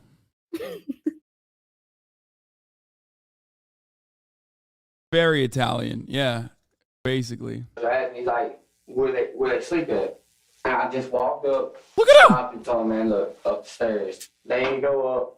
I have to go up in the middle. It was JoJo, me, and then the last dude. What? Like, look at him. Look at what he's doing. He's tipping over. He doesn't have to use his hands while he's describing this. He has to. He has to. No, no, words are enough to say when we go up. Man. You don't have to. Everybody knows what up is. It's universal. He doesn't have to like point up. He's tipping over. He's got it. He's got to explain his side. I can't get over this. This is the weirdest thing I've ever seen.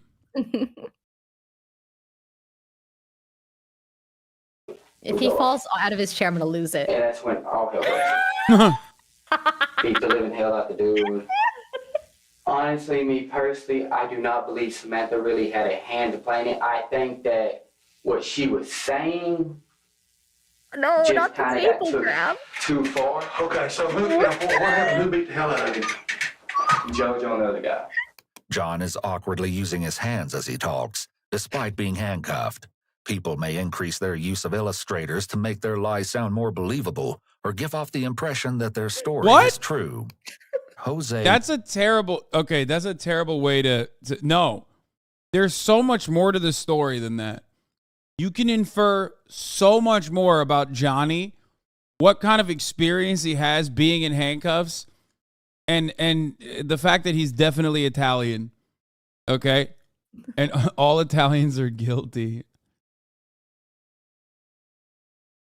It's wild. Like, they had to address it, but not even saying that. Jojo Ponce is in the hot seat. Needless to say, things aren't looking good for Jojo, who's now dressed in orange prison attire. So Jonathan is. Wait, I don't get it. JoJo's already gone to jail? Like, what the fuck's happening here? That's just his fit. The Mexican guy, cuff him just in case. Arrest him before we even question him, honestly. No.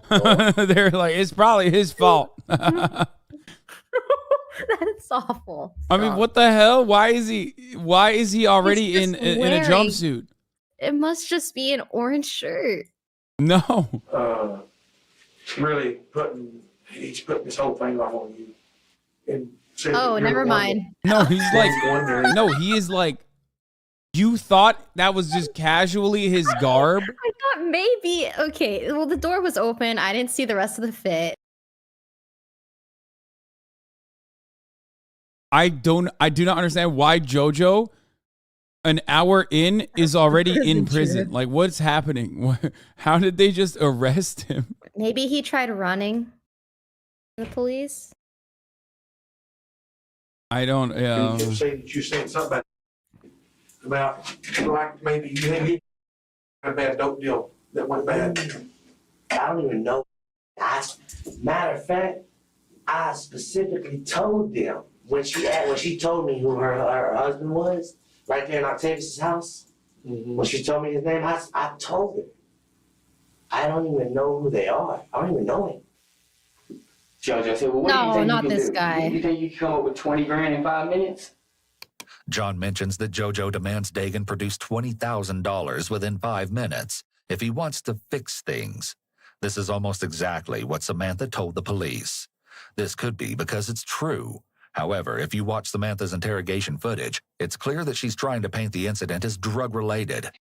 Cause this. Asking for compensation, $20,000. And this may simply be a story that the group concocted to tell the police. Jojo tells me, all right, stay here and watch him. Dude's out cold. I'm talking about folded up, basically like literally like this.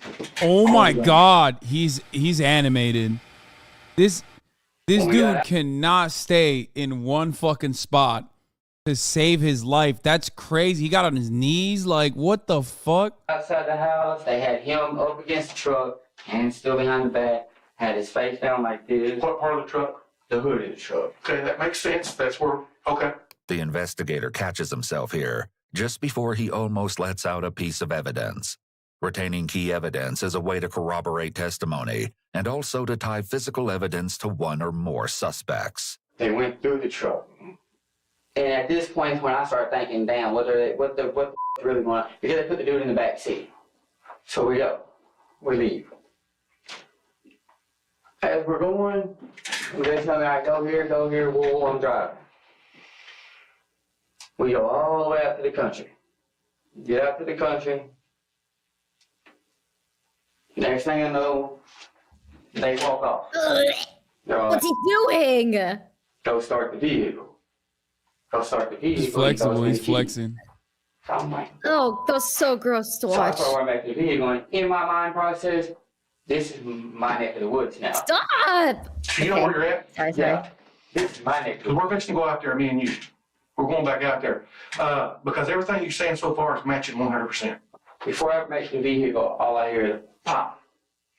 I know Who's got the gun? Jojo does. I feel like I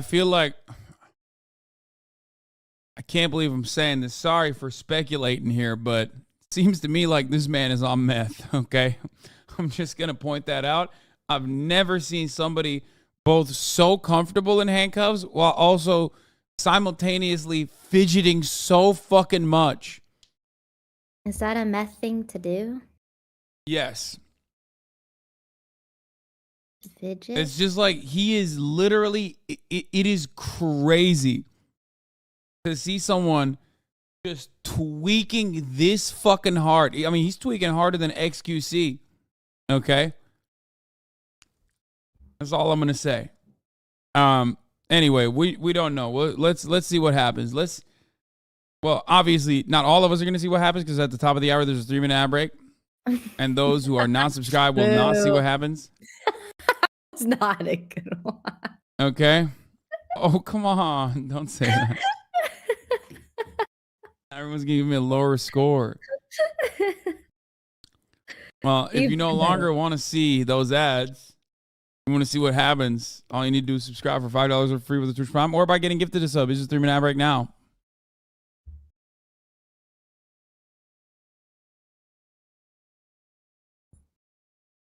Stolen labor, typical streamer, Sag. I had the meth diagnosis from the start. Yeah, it's our diagnosis now. Note that John is named JoJo as the trigger man. As you'll see, there won't be a consensus when it comes to this brutal aspect of the crimes. Hey, listen, man, everybody's done point the finger at you as being the one that pulled the trigger. That's what I'm saying, dude, and I didn't. Who pulled the trigger then? Jonathan. Despite claiming that John pulled the trigger, there are still at least 2 ways in which JoJo could still be criminally liable for the murder. First, under a theory of accomplice liability, if the prosecution can prove that JoJo aided or abetted or had the requisite intent for John's murder. Are you happy? I got a 4.18 out of 10 on the rating. You did that. Yeah, I did that. Era Nia, thank you for the 5 get the subs. Jay Hopper, thank you for the 5 get the subs. You did that 100%, 100p. It was me. I did it. Murder of Dagan. Second, if the prosecution can prove that JoJo had entered into an agreement with Samantha or John to carry out the murder, he could be charged with conspiracy to commit murder. The sheriff seems satisfied that he's gathered all pertinent information from John. He leads John out of the room. The next task is the somber duty of locating and recovering Dagan's body. Sheriff Tim Ingram and investigator Aaron Baxter, along with their helpful suspect, John Sanford, depart the sheriff's office as Chief Deputy John Livingston follows closely behind in Aaron's vehicle. Aaron wears a body camera to document the events that are about to transpire. Be forewarned, things are about to take a drastic turn for the worst as members of the Titus County Sheriff's Office begin to uncover the true horrors that occurred earlier that very morning. Well, you think old Cuz went to bed after all this? You think he's home in bed? I honestly don't know. Who will know who Cuz is other than in case the crib will talk to me? Who's going to know this guy's going to get him quick before he tries to do anything?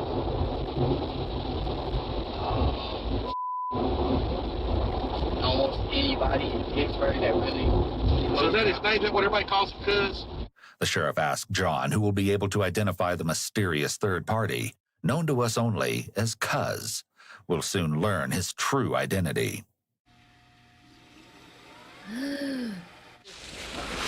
Yeah, is there a body here?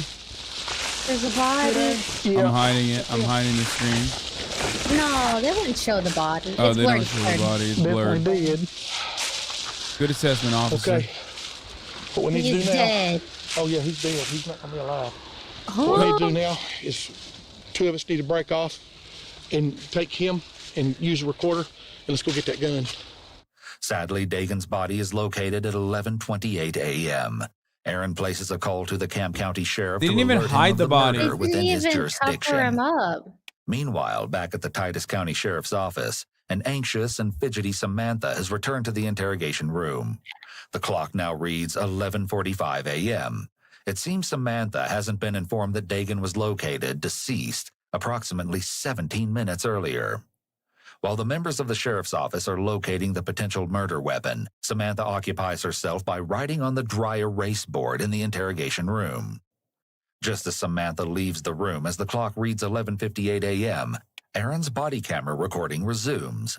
The sheriff, John the suspect, and the 2 investigators, Aaron and John, head to the home where the gun is believed to have been stashed. Note that the woman seated on the front step of the home is Lacona Slayton. Her connection to the case will be revealed to you shortly.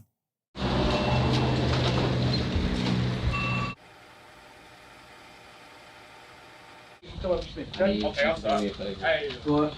Thank you. I appreciate you, man. Won't take us but a minute. We'll be done. Like Hey, John.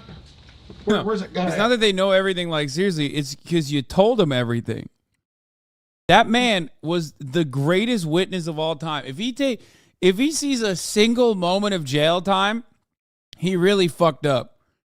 Because that, like, he was the star witness the entire time. Like, he literally cooked up the entire scheme for him. He should have gotten a fucking sweet plea deal out of that, but he was too busy twerking around and tweaking and giving him everything.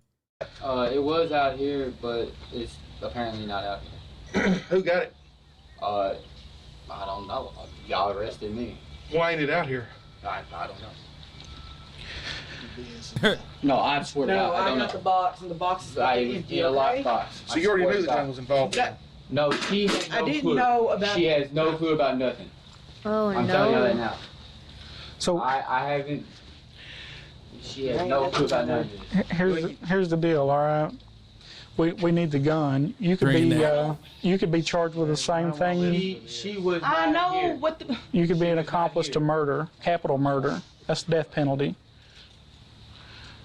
So if you know where the gun's at, She knows where the gun's at. you She need got the to box. you need to go ahead and tell Cops them. are wild. They're just like cops are hitting the AOE on this. Like, she's like, everyone's getting the death penalty here, ma'am. Like, what the fuck? You will die. I'll tell you what. What the fuck?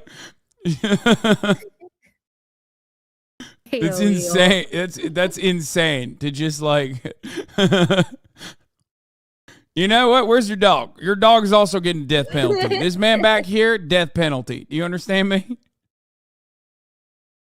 Told you that. Okay, I'm gonna give you one more opportunity. Dude, you can Get the handcuff gun. me. I don't know Well, nothing that's probably about fixing to that. happen. That's probably about to happen because I think you're a liar. What the fuck? No, what the Oh fuck? my gosh, this is awful. Bro, he's like, yeah, I'm arrest everybody, lock them up. Let guys sort it out. We're doing capital punishment for all of them. Dadgummit. You're a dadgum liar. This is crazy. In box, you've got the dead gun. Where'd the gun go then? I don't know. So why'd you get the box?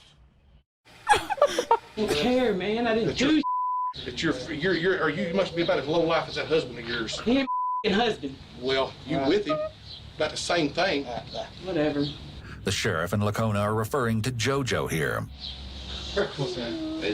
Oh yeah, you remember enough to come home and get that box, that gun in it, don't you? No, I remember to come home and check the box. But why? So the Why gun's would you not in the just tent? check it?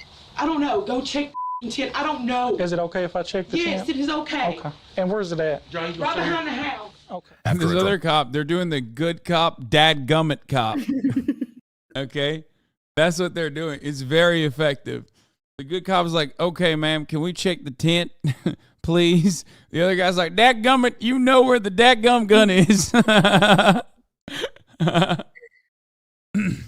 That's so good. Dramatically heated exchange with Lacona, the sheriff and Aaron head to the tent, which currently serves as Lacona's home, to attempt to locate the gun. A search in this case does not require a warrant. When someone with a controlling interest gives permission to search a premises, including a tent, it's an exception to the warrant requirement. Back at the sheriff's office, Samantha is again writing on the dry erase board. As a couple of written questions are directed at the sheriff's office, she continues to put on a show. These behaviors are once again very childlike and immature. She's Oftentimes, weird. individuals with personality disorders will display immature behaviors. In high-stress situations in particular, they often regress, and these behaviors become much more evident.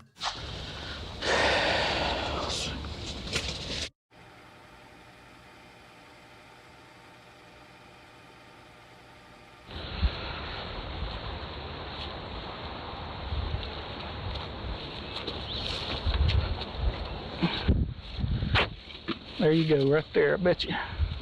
See the dope or the gun? Gun. Well, Computer had his gun. Bitch. Why the hell would I tell you to go look in the tent? it wasn't in the tent. Well, I don't know where the. All we want is the truth. Man, I'm telling you, all I know is the guy told me that they were suspects in a murder case. The first thing that popped in my head was that gun. It was not in the box where it was always at, and I don't know what the is going on, but I want to know. Okay, well, just like the other officer told you, we're investigating a murder. All right? There was a guy killed last night. He was executed.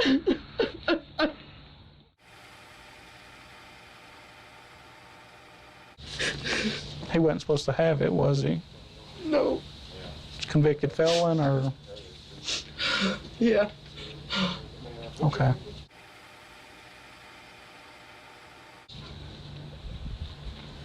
Obviously, you know, that guy's got a family, and they're going to want to know what happened to their son and father. I mean, the guy's got kids, young kids. And so we just want to, we're just trying to gather the facts up and get justice for this guy's family. Is there anything that you can tell me at this point that would help us with our investigation? Other than that, if I think he would have did something like that, yeah, because he's pulled it on me before. He's pulled the gun out on you before? Yeah. All right. I know I've prayed, but damn, I didn't think I was going to split up with him like this. This important piece of information, which was uncovered due to the officer's catch-all question, may explain why Lacona didn't reveal the gun's location. It's possible that if she did know where it was, she kept the location secret for a much different reason than avoiding trouble herself or protecting someone else. Instead, she may have been fearful of retaliation from JoJo if she talked. We've yet to hear JoJo's side of the story, but it's going to be hard to dig himself out of the hole that seems to be getting deeper by the minute. The members of the sheriff's office depart with the recovered weapon that was believed to have been used to execute Dagan. Investigator Aaron Baxter sits down with Lacona on February 24th, just 4 days after Dagan was killed. During our last encounter with Lacona, when the handgun was retrieved near the tent that served as her place of residence, she seemed to insinuate that her days with JoJo were numbered.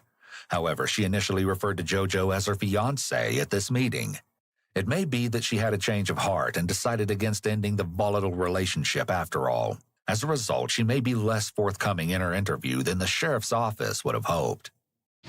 You know, the other day when we were over there with the gun, what made you think that that gun was used to just, you just had a gut feeling? I just had that feeling. It was a feeling because I don't know, it's just a feeling. And you said that Jose had pointed at you before?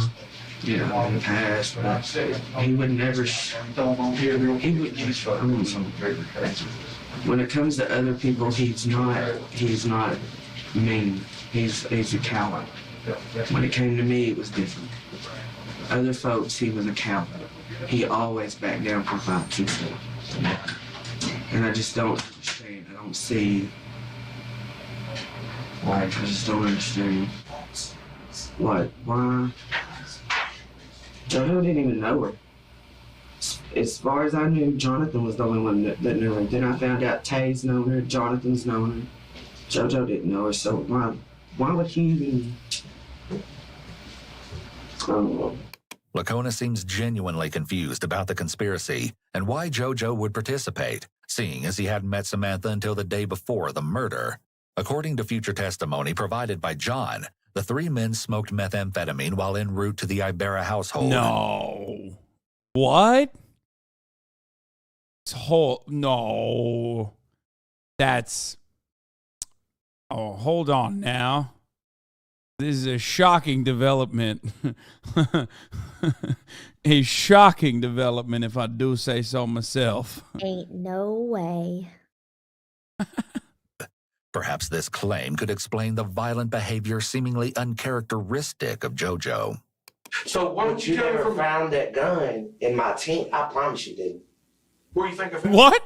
I know exactly where you found it, which is in the spot that Jonathan hit it. Jonathan put it there? Seriously? Yes. JoJo seems to believe that by knowing where it had been hidden, he can somehow pin the murder on John. Yeah, I don't know if he's still on meth, but that is some fucking... He must be on crack if he thinks that is a good, solid defense right there. Oh, I know you didn't find it in my tent. That's my gun hunting. That's my gun hiding spot. If you found it in the tent, it's me. If you didn't find it in the tent, then, you know, that's John's hiding spot. Everybody knows this. That's right. That's so good. He's Jonathan Bill's pissed out and he hits him with it. Where'd Jonathan have the pistol at? In his waistband. Whose pistol is it? Jonathan's. Where'd he get it? Beats me. Clearly, JoJo's story is not agreeing with John's version of events. Most significantly, JoJo claims the gun that was allegedly used to murder Dagan belongs to John, though JoJo is unsure where or how John obtained it. All right, and the gun that we got out from under the house, that's the gun that, I guess it belonged to Jose. It was mine. It was a gift to me from him. It was mine. Okay. Most importantly, perhaps, Lacona confirms that the handgun that was recovered near the tent belongs to her and JoJo, not John. What I need to do, I've got Samantha's version. Samantha is the ringleader. I never met her until yesterday. So you just up there with Charlotte and them, that's when you met. That's when right, yes, sir. I met Samantha. And I met her 5 kids. Oh, wow. We all left. We get to Walmart. We're at Walmart for a little bit. All of a sudden, Octavius Rhymes walks up to me. He said, man, I gotta go. I said, why? He's like, my mom just called me and cussing me out, telling me I better get the damn car home. So I well, let me go find Jonathan real quick. Let me ask Jonathan if he can give us, me and my wife, a ride home back to your house. When Jonathan took me home that afternoon, though, Octavius was home. Octavius ended up leaving with Jonathan. They left together. Me and my wife stayed home. All of a sudden, around after 7 or 8 at last night, they showed back up. This time, they showed up with Octavius, Jonathan, Samantha, and her kids. Jonathan pulls me to the side. Say, cuz, I need to talk to you. I don't know what's up. He's like, look, old girl, talking about Samantha. He said, Samantha wants us to, do something. And he wouldn't tell me full detail. Why do none of these peeps have a lawyer? Brother, they're meth heads. Like, what do you mean? You've seen the conditions that they live in. I don't think they're thinking about any of this. Like, it's just, they don't even think that they have rights in this situation. Like, they're not even expected. They're poor. They're poor. They don't even think that the law is on their side in any capacity, regardless of some of them even being white, right? Which, for the record, they're right. The law isn't on their side.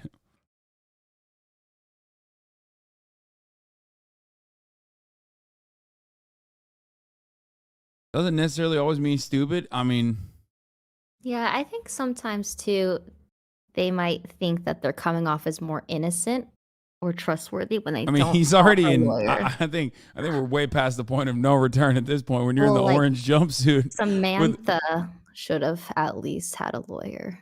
I think she was trying to appear trustworthy and innocent by not having a lawyer present. Yeah. Until we went to the place, all of a sudden, he tells me, he said, look, I just need you to stand guard. JoJo describes what is called a criminal conspiracy between himself and John to commit the crime of kidnapping. Another important revelation is JoJo's claim that Tay was a willing participant in the conspiracy, despite Samantha's and John's initial reluctance to implicate him. It turns out that old Cuz was actually Tay all along. Let's hear it straight from the source. Meet Octavius Tay Rhymes, whose identity Samantha and John attempted to conceal initially. Tay had requested a meeting with the Titus County Sheriff's Office with the intention of getting a deal in the works. However, Tay was informed that he'd need his lawyer to handle the negotiating with the DA's office. While seated with investigator Wayne Minor, Tay went ahead and pleaded his case. I could have spoke to y'all without a lawyer, but I admitted to y'all, that I was in the vicinity when they took the dude from his home. But I didn't realize that they were planning on doing. So like I said, yeah, I know y'all ran my criminal background history already. I don't have no violent background. I don't have no felonies, but misdemeanors. No, I've never been in no serious trouble like this ever. You know, so I'm trying to work with y'all, but I can't really give y'all no more information if no thing. Okay. I don't understand why or how the timeline works on when these guys are getting questioned.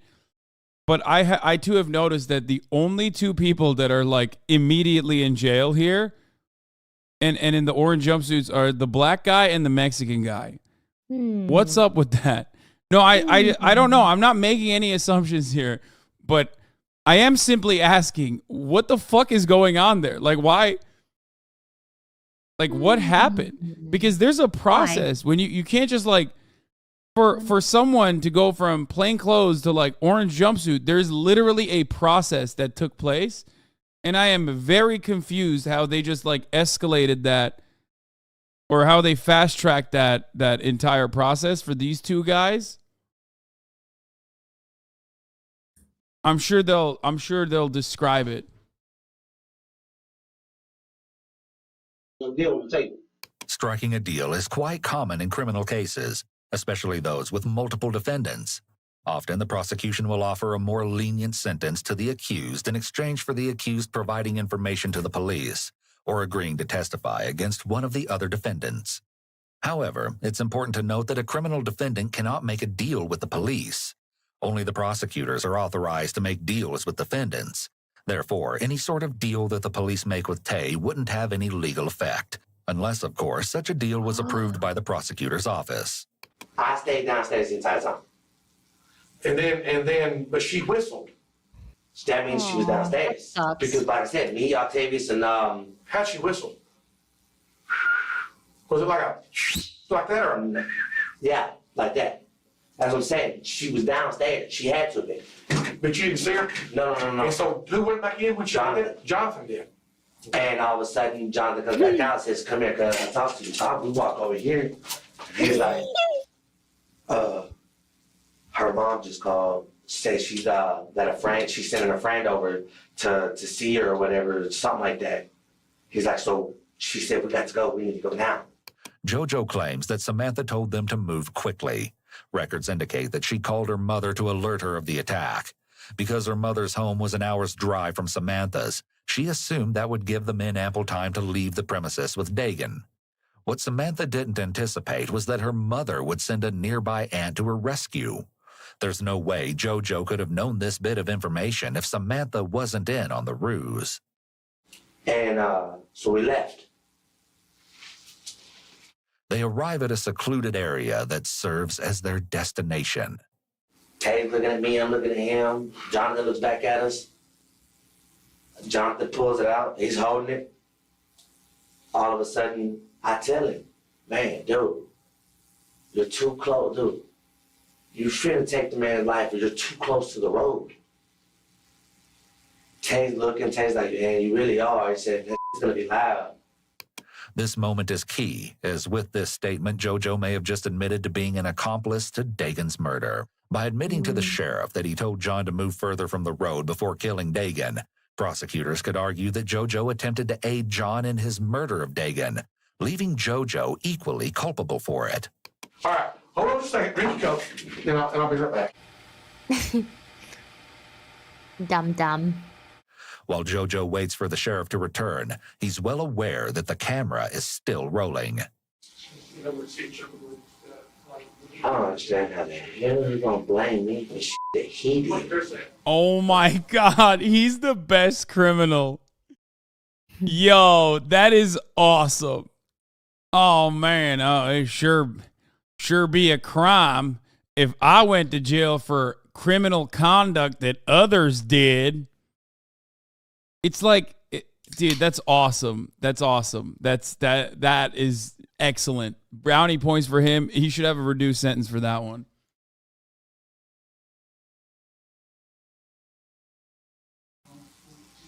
Okay. I went because he asked me for help. So you know what time they put Samantha home? To be honest, I believe it was before midnight, but I couldn't really tell you the time. I don't. I don't remember the times. I think it was before midnight though, because she was talking about how the kids were getting sleepy and she needed to get to the house. Something about her man was asleep or something, and she didn't want him waking up and getting mad at her. No question about it. Samantha has been caught in a lie.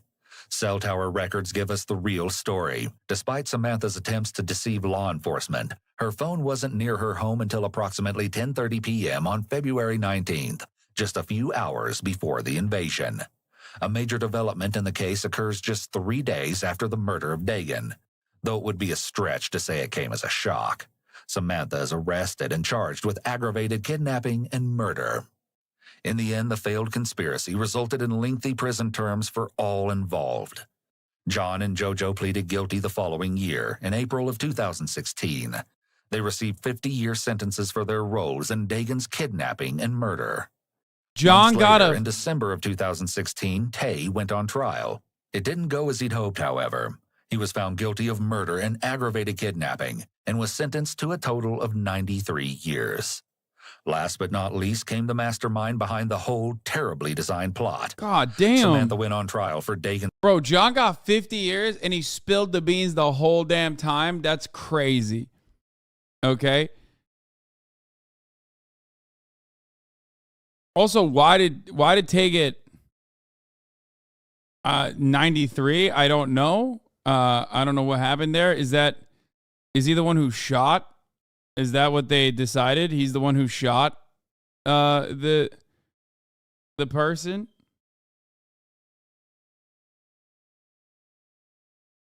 Oh, because the other two got a plea deal and he didn't take the plea and he went to trial, so we got 93. Dude, our criminal justice system is so fucking insane.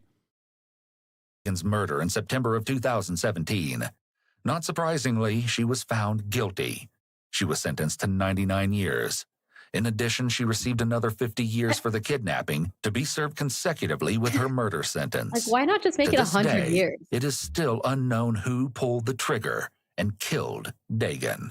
That's crazy. Remember, no one knows who pulled the trigger, but if you fucking go to trial, they will hammer you. They will literally add, they will tack on so much more on top just to like, that's insane. That's crazy. All right, well.